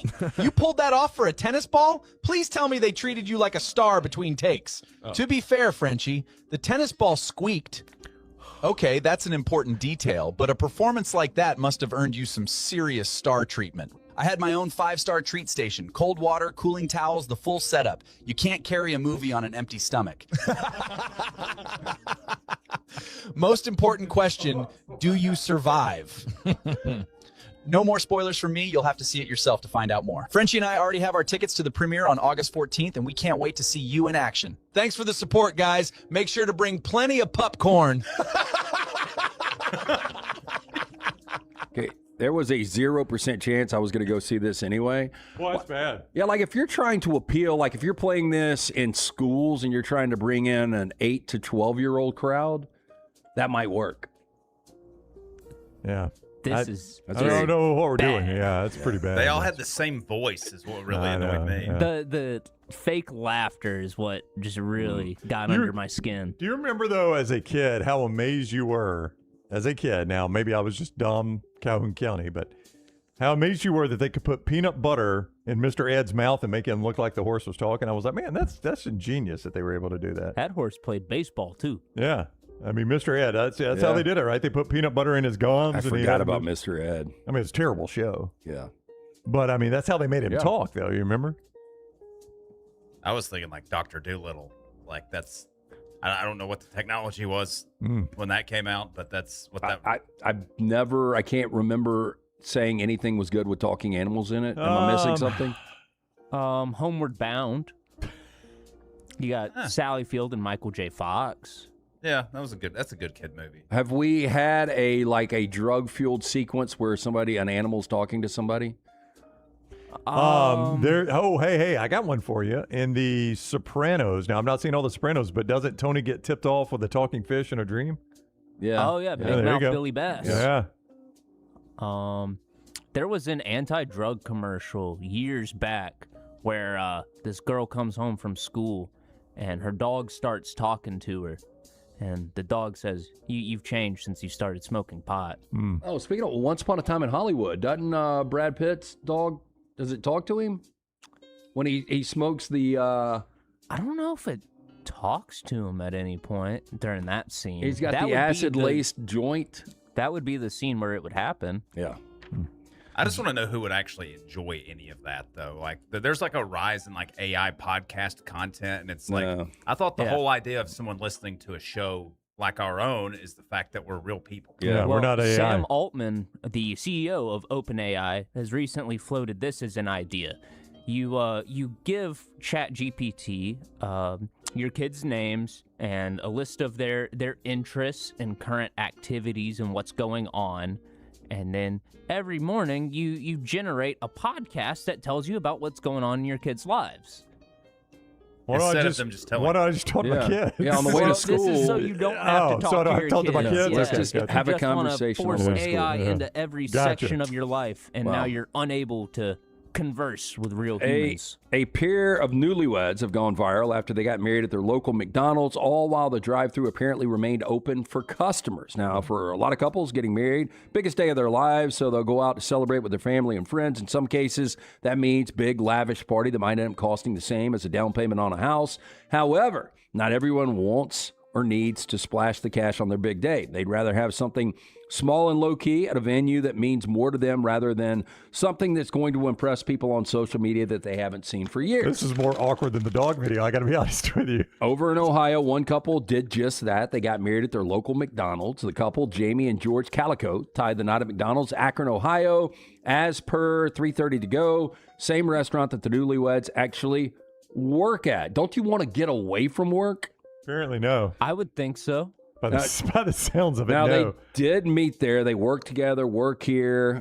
They decided, let's get married here. And, here's a video. Oh, there she comes. Oh, that's the flower girl. Throwing what looks to be the ketchup cups, the paper ketchup cups, out of a Happy Meal box. Not one person looks happy. No. Boy, everybody's super, I mean, it's just super awkward. Did they have like a happily ever after meal or something like that? What they called it? Yeah, I mean, it's on theme with the McDonald's thing, though. When I'm in real awkward situations, my wife points out that I stare at the ground to not make eye contact with anyone.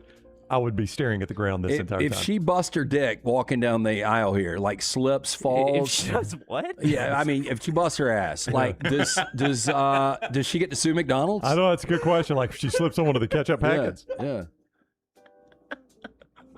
Well, that is awkward. Well, they're going to set up a little catering station right there in the middle. Yeah. Well, I'm surprised McDonald's did this. Like, they wouldn't want to shut down. Or I guess they didn't, right? When 3 AI dogs doing a 90-minute podcast isn't the most awkward video, it's bad.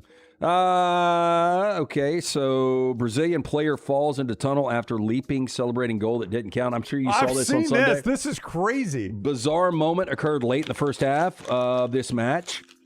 29-year-old was celebrating what he thought was his club's second goal of the match.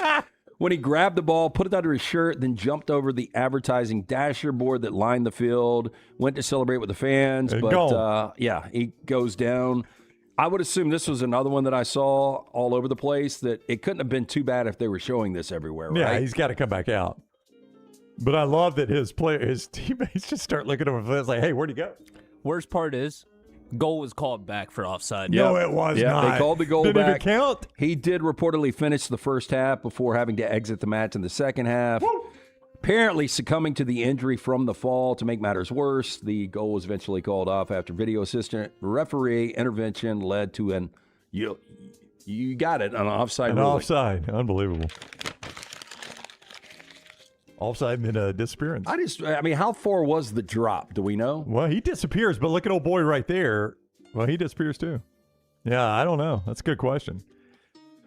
And finally, a man armed with a homemade flamethrower. Back to Once Upon a Time in Hollywood. I guess it wasn't homemade, though. He set fire to a garage in Washington, then escaped on a golf cart with his dog, leaving the homeowner inside.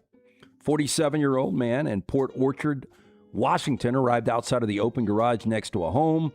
Surveillance footage shows the man driving up on a golf cart with a dog resting on the passenger seat.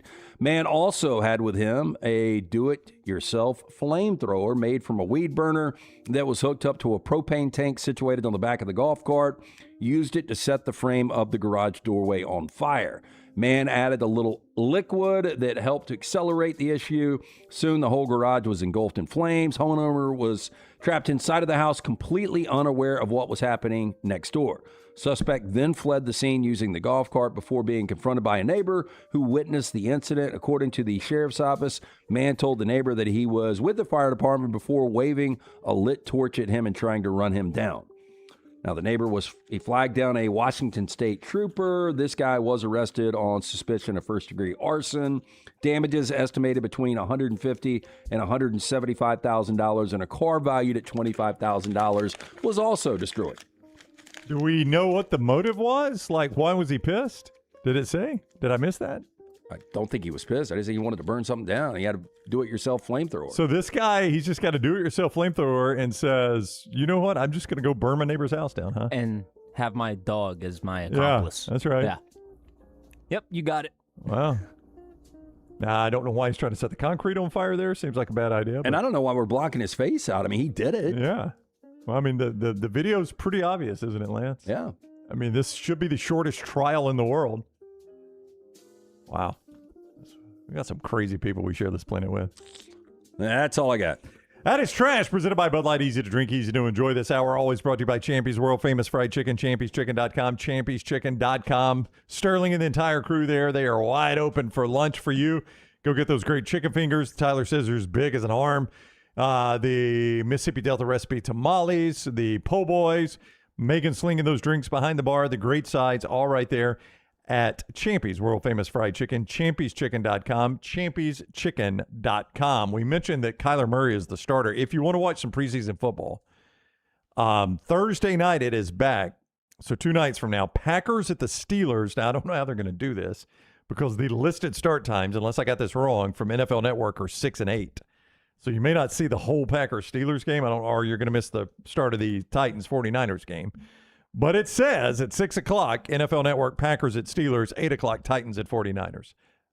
NFL games last more than 2 hours, even preseason games. So my guess is they're going to cut away from Packers-Steelers and give you the start of Titans-49ers out in San Francisco. I will take any and all. Yeah, I'll watch that. You're not going to see starters. I doubt you'll see Jordan Love versus Aaron Rodgers at the Packers-Steelers game. Can you guarantee we will not see a game as good as we saw last Thursday? I mean, that's going to be your best preseason game of the year, right? It's got to be. It's the best preseason game I think I've ever seen. Certainly the best Hall of Fame game I've ever seen. So that is back Thursday night if you are interested in some preseason NFL football. All right, we'll be back tomorrow with more college and NFL football on the show. Have yourself a wonderful afternoon. The next reel, is it up? We up? It is not currently up. Looking to have it out tomorrow morning. All right, what we got on demand right now? Right now, we've got the Jurassic Park watch party. Uh-huh. If you haven't watched that, go check it out. We've got a list of our 5 favorite movies we've seen during the summers of our lives, plus the Odyssey review. And then if you go to youtube.com/@TNRclips, I've put up a whole smattering of segments. Smattering? From recent shows. Okay. A cornucopia of segments. A cornucopia, if you will. All right, that's what you can see right there at Next Round Live, Always the Conor O'Gara Show on Fridays, the OG Kickoff with he and Will. Mick and Jake always doing a last call. So all that stuff is right there at the same spot at Next Round Live on YouTube, We'll see you tomorrow at 9 o'clock. Have a great afternoon.